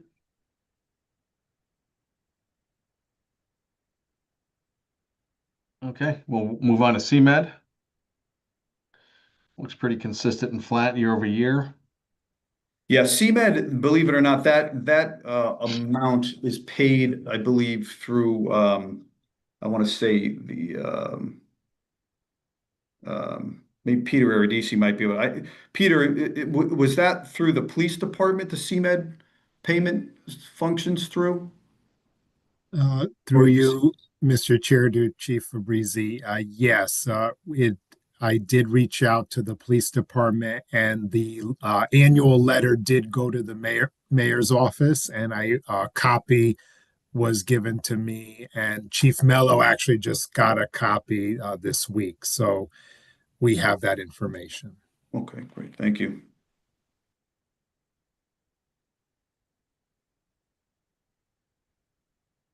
Very good. And then last up for you, Chief, page 62, lighting, hydrants, and water. How many Yes. hydrants are we up to in the city now? So we have 1,443 hydrants within the city of Milford. Do any of them ever get retired? Like in other words, do you have like, I know the equipment may need to be upgraded, but if you had a hydrant at location A, let's say, does that ever say, all right, well, we no longer need that anymore? Or pretty much once you put a hydrant in, it's there for the duration. It's typically there, you know, pending any developmental changes. Again, if you, let's say hypothetically, you had a group of homes in an area that a developer came in and purchased those homes and says, you know what, I have some depth to this area. I bought the wooded property behind. I wouldn't know where that area would be left in Milford, but however, if they decide to put a street in or a road, let's say a cul-de-sac, they would have to abide by the hydrant ordinance within the city and make sure hydrants are placed within a certain number of feet from every residential structure or commercial structure, and then that would change the number. So unless some drastic change of that nature occurs, the hydrants remain as is. And I see $6,000 for hydrant installations. How many does 6,000 get you? It doesn't get us much of anything, and I don't believe we've touched that account in many years. It goes back to the city. I think that sits in wait in case we found a place where we potentially might need to add something and it was cost effective. But I think that number at this stage of the game is just a placeholder, and we haven't touched it in many years. Understood.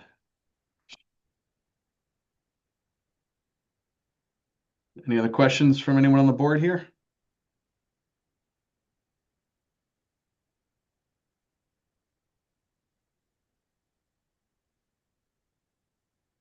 All right, hearing none. Chief, we appreciate you. We appreciate everything you and your team are doing for the city. And thanks for keeping us safe out there. We appreciate it. Thank you, and thank you for all that you do. Have a good evening. You too. Have a great night. All right, we're going to go way back to the beginning of the book here, page 16.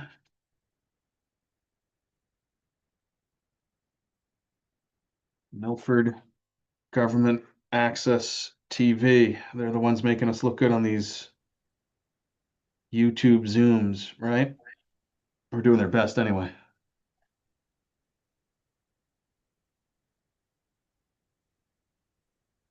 So, Nicole, what do we got going on here? What are we looking at? Oh, we did a request for this year of to $56,731. We've been functioning off of about a little over $38,000, which is what the mayor is recommending for this year. The reason why we were asking for additional funding is for staffing. It is to be able to be competitive in the market in order to make sure we are able to have qualified individuals who are running the cameras, who are doing the work. It is also to be able to do more, to provide more opportunities for our community to see, to increase visibility. We have been doing great work over the last probably 6 years to streamline our operations as much as possible, to make sure that we are being as cost efficient as we can be. We had even been using high school students that were in the broadcasting classes until as folks that were using that were some camera operators, but we can no longer hire them as staff because they have to be 18 to work for us because of the city. So we do have the ability to bring some of them on as volunteers, which goes towards their community service hours. But at the age that they're learning how to do that, a lot of them are looking to get jobs. So we're just looking to try to do more for this community. A lot of other communities around us have put more funding into their government access television. We've been really good about making sure that any hardware needs, we've been able to get grants to cover those costs. So we're pretty streamlined as we go, with a really great team that works hard to bring events to the community. And even with keeping costs down in the last few years, we've added a number of different events. We started covering the fireworks, which we hadn't done in the past. We started doing the basketball games for both law and foreign when they're playing each other, for boys and girls, as well as I'm trying to look at my list. Well, you get the idea. We're trying to increase our coverage for the different events that are going on in Milford, as well as some of the additional meetings. So that was what we were looking to do. Hi, Nicole. Thank you for that presentation. Just a quick question. Can you tell us your total operating budget? Sure. Currently we're at $38,101. Oh, so that's I thought you said you received grants and other monies, or did I mishear? My apologies. That's okay. That would include, there's an additional 22,000 for the grant. Thank you.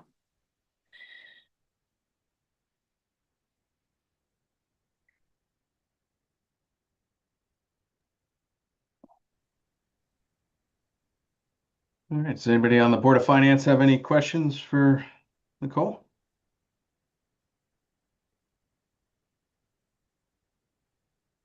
All right. Hearing none.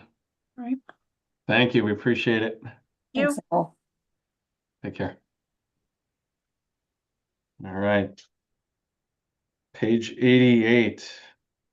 The Borough of Woodmont. Good evening, everyone. Oh, sorry about that. That was my finance Burgess calling. Sorry about that. I'm Ed Bonessi, the warden in the Borough of Woodmont. I think just about everyone on the call knows me and knows the Borough of Woodmont, but Damon, I don't think that we've ever met. So if you'll just indulge me for a minute to tell you a little bit about what Woodmont is and what Woodmont is not. People think that we are a beach association. We are not. I consider myself kind of a very low-paid assistant to Chris Saley, and Deepa and all of your departments. I get paid $1 a year. And that does not come out of this budget. It comes out of a borough assessment that we assess on every household, which is approximately 0.85. I think the average is $165 a year, and that's for other things. The extra police coverage, we sort of augment the city's police coverage during the summer by having a borough patrol that covers our 6 miles of roadway. And we also know that when that officer gets a call to assist, 80% of the times it's out of the borough. So we're paying for that officer to support other parts of the city. But the main part of our budget excuse me, is public works. And we do everything that the Milford City Public Works Department does. We do street paving, storm drain repairs, snow removal, all of the beaches and the cleanup and the landscaping. We do the lighting, United Illuminating. We handle all of that for 6 miles of roadway, and we've been doing it for several years without an increase, a 0% increase for 3 or 4 years. I can't remember, but we do all of that for $265,000. Since 2020, our main borough, and we do it without any employees. I use subcontractors. Whenever I am working on new contract negotiations, I always reach out to Chris or his predecessor to go through the contract. And as I did last year, I did an impersonation of Saley that got back to him because I always show him the contract. He says, "Now this is just for the snowplow, right, Ed?" I said, "No, this is everything." So, "Oh, I can't do everything like that for that price." So even though it's gone up since 2020, our public works costs have gone up 41%. Our budget has only gone up 13.7%. I appreciate, I spoke very frankly with the mayor and with Holly and Peter. We know that we have some expenses that are going to be coming up, and I believe that what he's proposing, the 285, is a fair amount for us, and we appreciate that. Saley asks me why the hell I do this, and my father was on this board in the 60s. I got on the board initially when I was 18 or 19 years old, and then moved to West Haven for a couple of years, and then got back on the board, and then took over from my predecessor, Dick Austin, God rest his soul, who was 37 years as the warden. And I took over when Dick retired in 2009. So one of these days, I'm going to try to figure out an exit strategy. But right now, it's still a little ways off. More than happy to answer any questions. And I appreciate everything you guys do. Like I said, I interact with all of your departments. Rec, Park and Rec. I'm always Bill Garfield and I are going back and forth because people are always looking for memorial benches. We need more. We have 3 main beaches, and we're always looking for lifeguards right now. Post-COVID, we've only been able to get them. Somebody was asking questions about part-time summer help. You can't get it.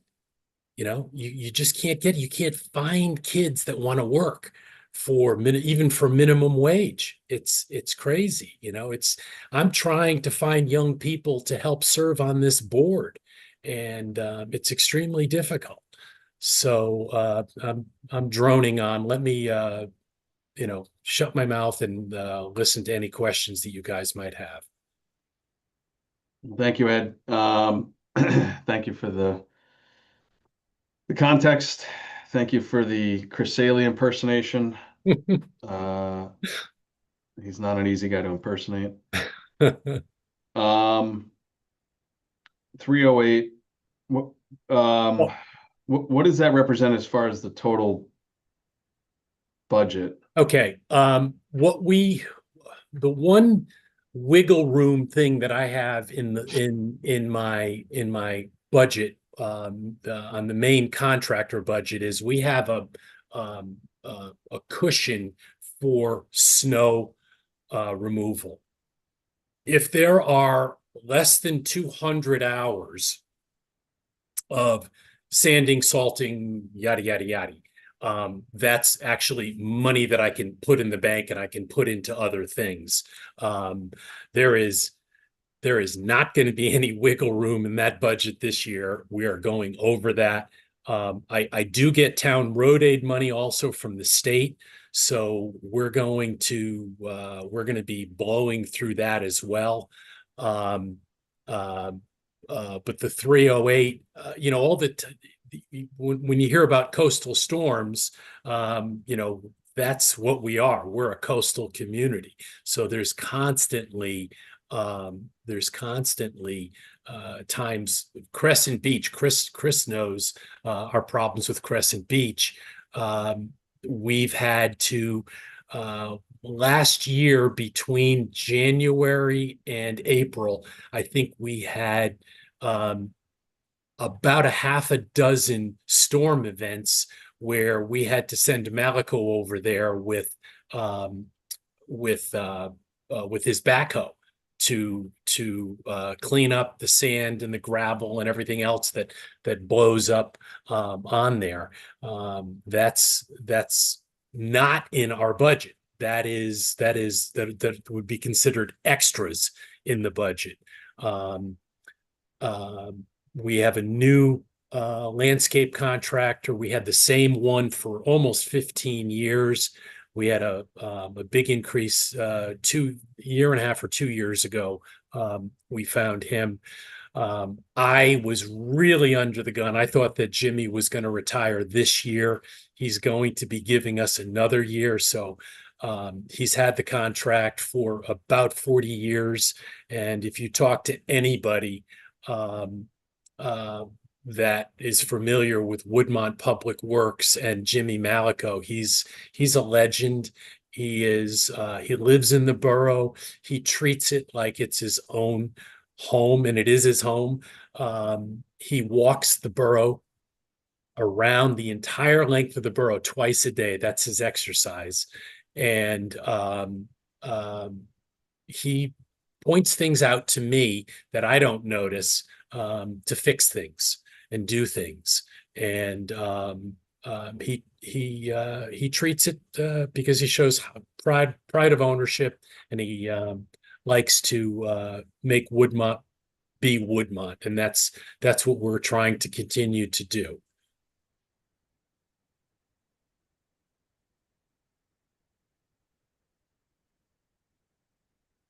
Got it. So, all right. So the 308,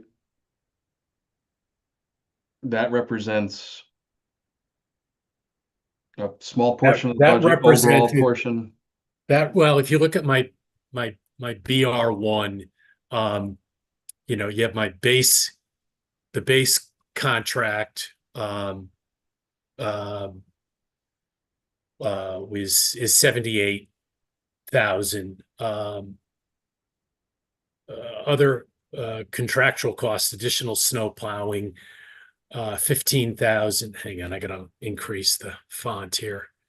There we go.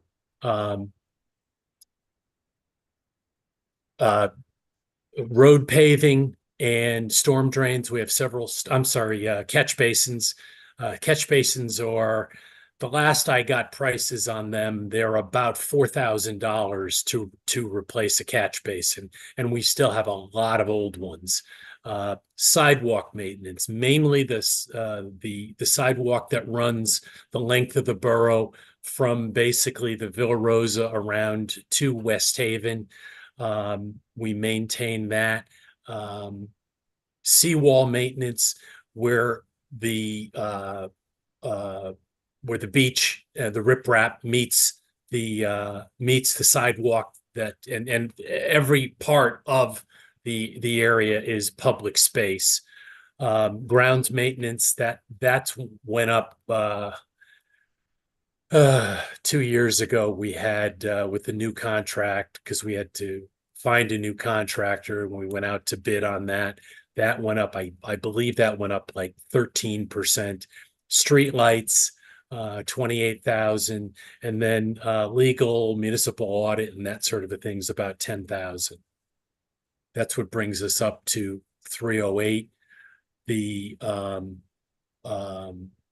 the wiggle room here is I have a little wiggle room in professional services. Sometimes what we do is rather than storm drain replacement, we can do storm drain repair. But like I said, the 285, we can live within the 285 that the mayor is recommending.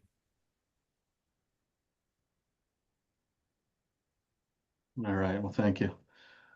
And there's other projects that we would love to do. I've spoken with Holly and the mayor about this. This was something that we actually started with Ben a few years ago, but it was a grant, and we were trying to the one section of New Haven Avenue that has no sidewalks on it between West Haven and the Adams IGA grocery store is the last long block, and it's New Haven Avenue. I've seen little old ladies with grandchildren walking on the side of the road on the shoulder, and it's an idea that I had about 10 years ago, and we talked to Westcott and Mapes. We don't have a city engineer, but when we do need them, we do reach out to Westcott and Mapes, and they do things like that for us. The other big issue is those two barges that slammed into Woodmont back in, I think it was October, September. I can't even remember what it was. They completely destroyed the newest drainage groin that is down at Spencer Street. And we're in the process now working with city attorney's office and city engineer, trying to get the company to make good on that. And unfortunately, I'm hoping that we don't have to go with litigation, but perhaps some sort of threats. John, I see you on there, and you're pretty quiet. But we're hoping that we can get that taken care of. Ed, we don't talk about litigation matters in open session. Of course. Sorry. Sorry, John. So yeah, we are basically caretakers for the 6 miles of roadway and shoreline over here. And we do our best. We do have our other little budget, which is about 135,000. Actually, I don't think we've increased that budget in 20 years,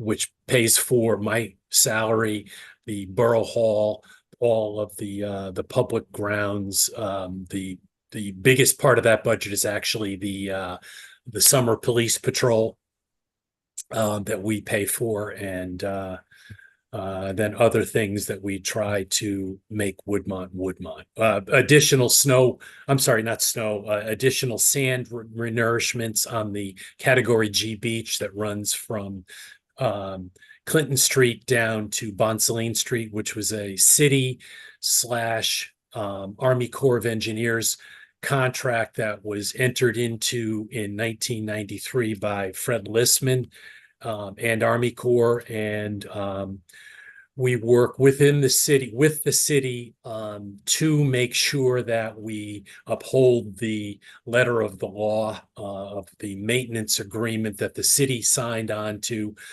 We provide periodic renourishments.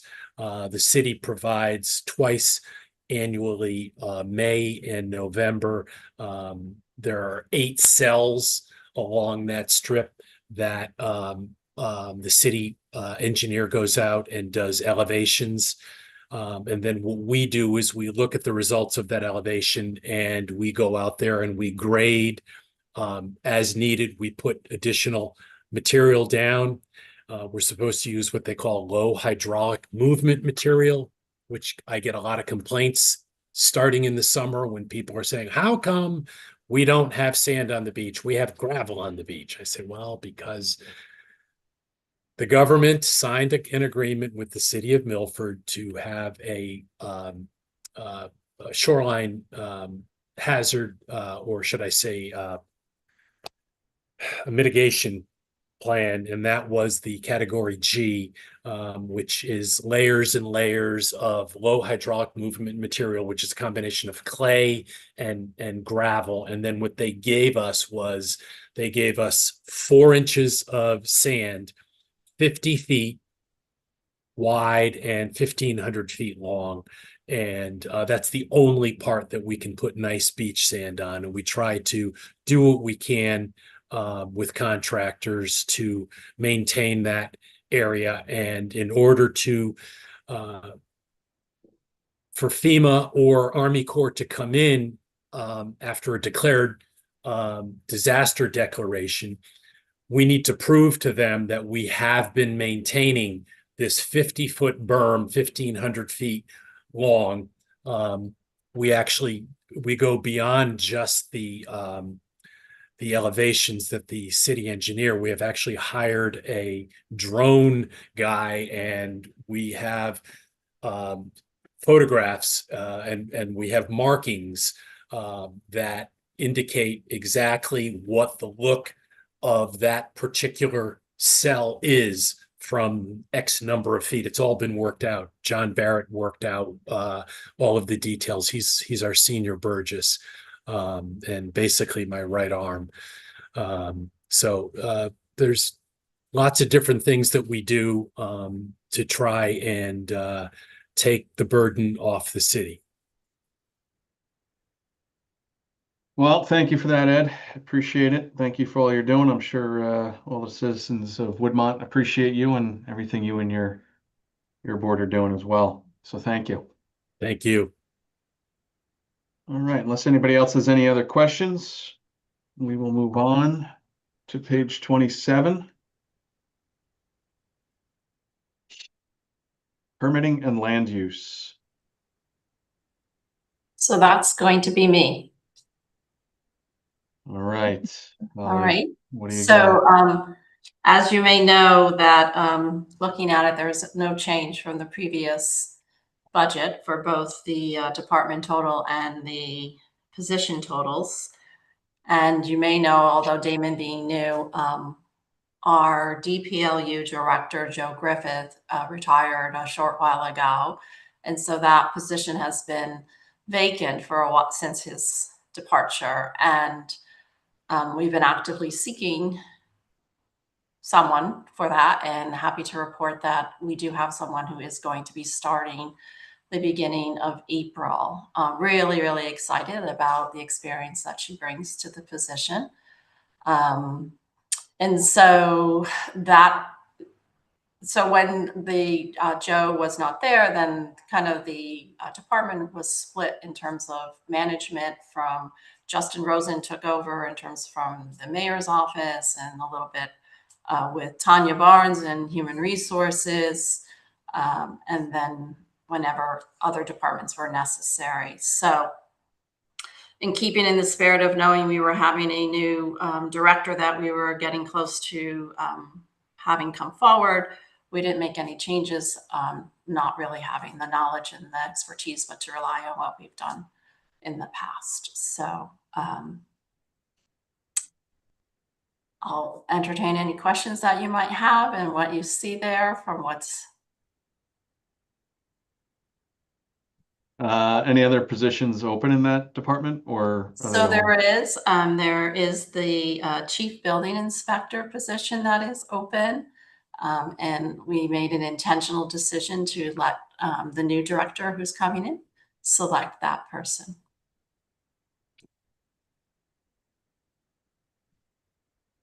Got it.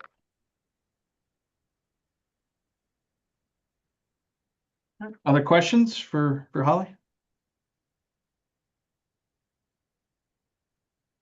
All right, thank you. And I don't have big history to give you, any big stories, so thank you very much for your time.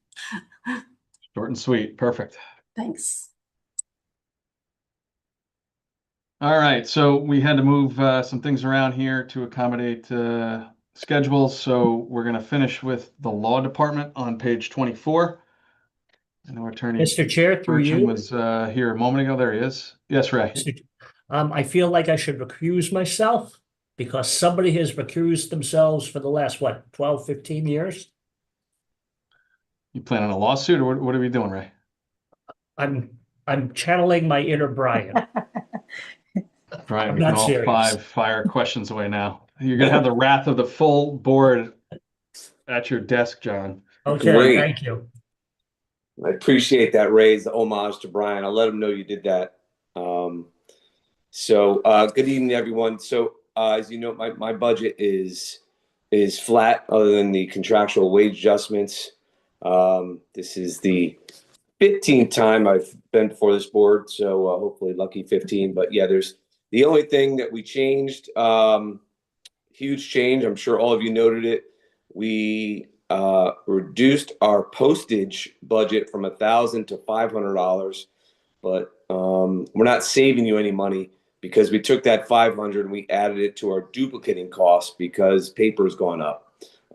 I've written a letter to Michael Scott at Dunn Mifflin to talk about the cost of paper for all you office fans, but that's where our big increase lies.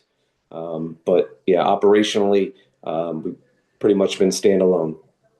So happy to answer any questions you may have.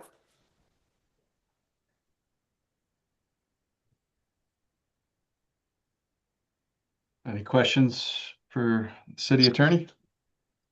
Through you, Mr. Chair. Hi, John. How you doing? Good, David. I see that you have a trial attorney on staff. How often is the city of Milford actually on trial, and for what particular reasons?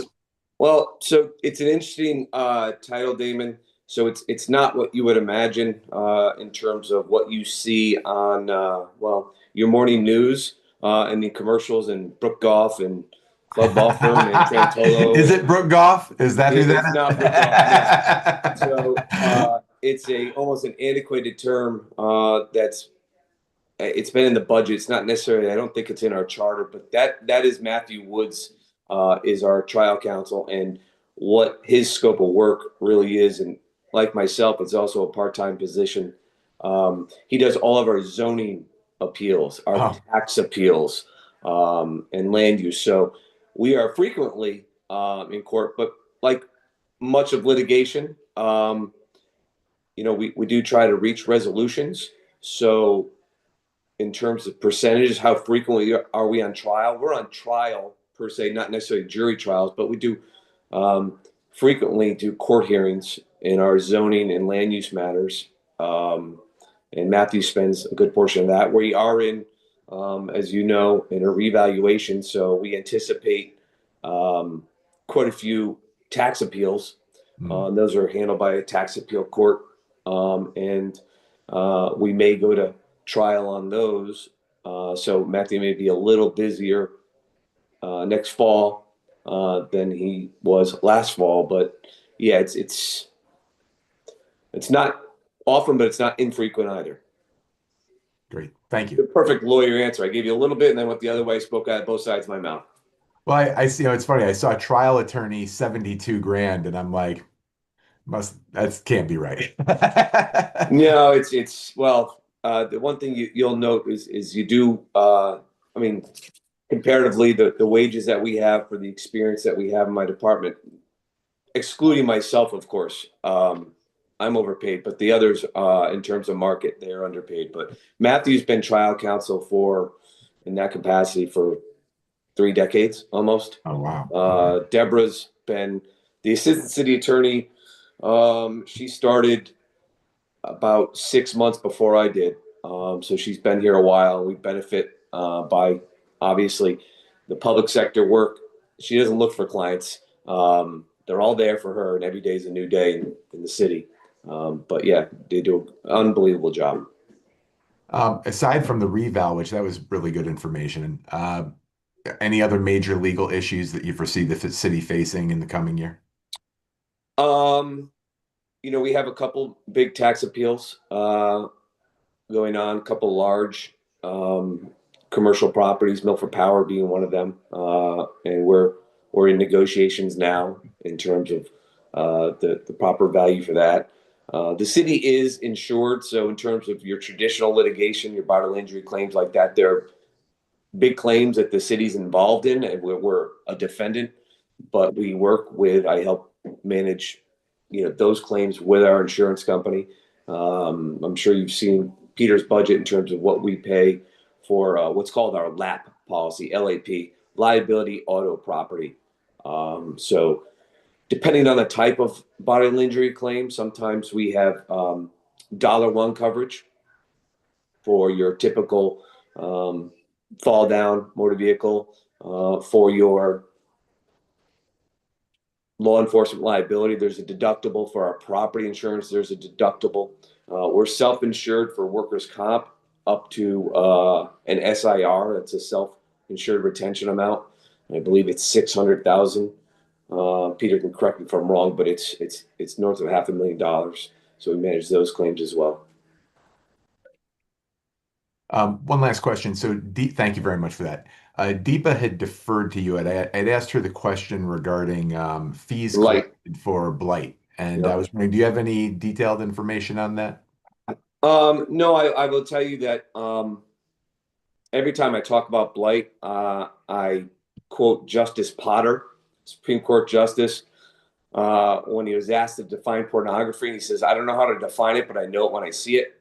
The same goes for blight in terms of what it is. In terms of, we don't look at it as a revenue stream. It's, and frankly, we haven't. We're trying to introduce amendments to our blight ordinance because the couple of the properties you mentioned were commercial properties. Yeah. And prior to Public Act 2333, there's a new Public Act, relatively new. It was a question whether commercial properties were covered under our ordinance, just because I thought you might ask the question, Damon. It's under section 1014 of our Code of Ordinance. Commercial is not specifically called out. So we propose, God bless, salud, gesundheit, and then you're done. And you only get 3. That's it. Yeah. So I've proposed to amend the ordinance to specifically include commercial property. I'm hoping it gets to the Board of Aldermen in April, so that we can address it that way. What we've done historically with the liens and fines, we don't bring many foreclosures because the judges don't love it, because the fines are usually small versus the value of the property. And they don't want to give the city title to a property if there's, $5,000-$10,000 worth of fines and a property worth several $100,000. They tell us to work. When we have recovered fines, typically my office recovers the costs incurred. And then I believe there's an account that we give some to building in case they need to board up properties, buy plywood, things of that nature, help offset that. But it hasn't been a revenue generator. It's more been the stick when the carrot that Deepa offers to try to get compliance is used. Currently, we don't have any. I think we have less than a handful of actions, blight, lien, foreclosure actions. We really do try to incentivize the remediation aspect.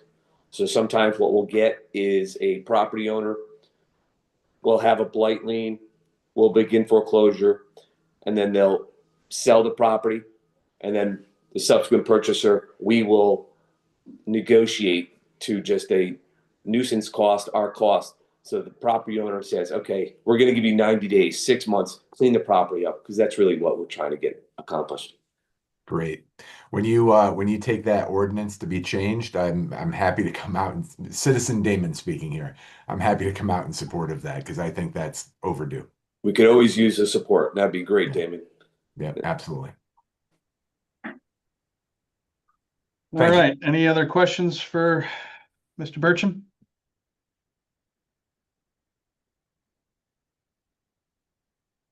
Hearing none. Thank you, John, for all you do. Appreciate your work. Thank you all for Appreciate your accommodating my context. schedule. I appreciate it. Yeah, anytime. Thank you. Have a good evening. You too. Be well. You too. All right, I think that concludes presentations for this evening. Can I hear a motion to go back into recess for a little while now, till March 9th? Like a vacation. Oh, I'll make that motion. Sorry. I was thinking about dinner. I will make a motion to go back into recess until the March 9th technical discussion at Parsons. At 7 p.m. I'll second that. Is that Just looking 7? from the time, 7 p.m. 5:30. 5:30. I'm sorry. All right, hearing no objections. So moved. We'll see everybody in a couple weeks. Thank you, everybody, for your time. Thank you. Who's all going at the school tours tomorrow night? I know I'm going. Going where? On the school tours. Oh, no, I can't. Okay. It's multiple I saw schools, Ray, right? Ray, Scott. All right, cool. Yeah. is it Peter, you want to come on a multiple school schools? tour? It was tempting. I'm interested. Whoever's going, have a great tour. Do we go to each school, or is it just like you go to one and that's it? You're right in An the school elementary, a bus. middle, and a high school. And then next week is an elementary, a middle, and a high school. We're riding the school bus, like for real? And you can, if you put in your order, you get a lunch or a dinner. How long is like it? like a school lunch? Yeah. Yeah, school lunch. Hours. It's hours. Boy. What do they call that when the parent signs out their child so they don't have to take the bus back from an athletic? I'll call you out. May need to be called out. Good night. All right, everybody. Good night.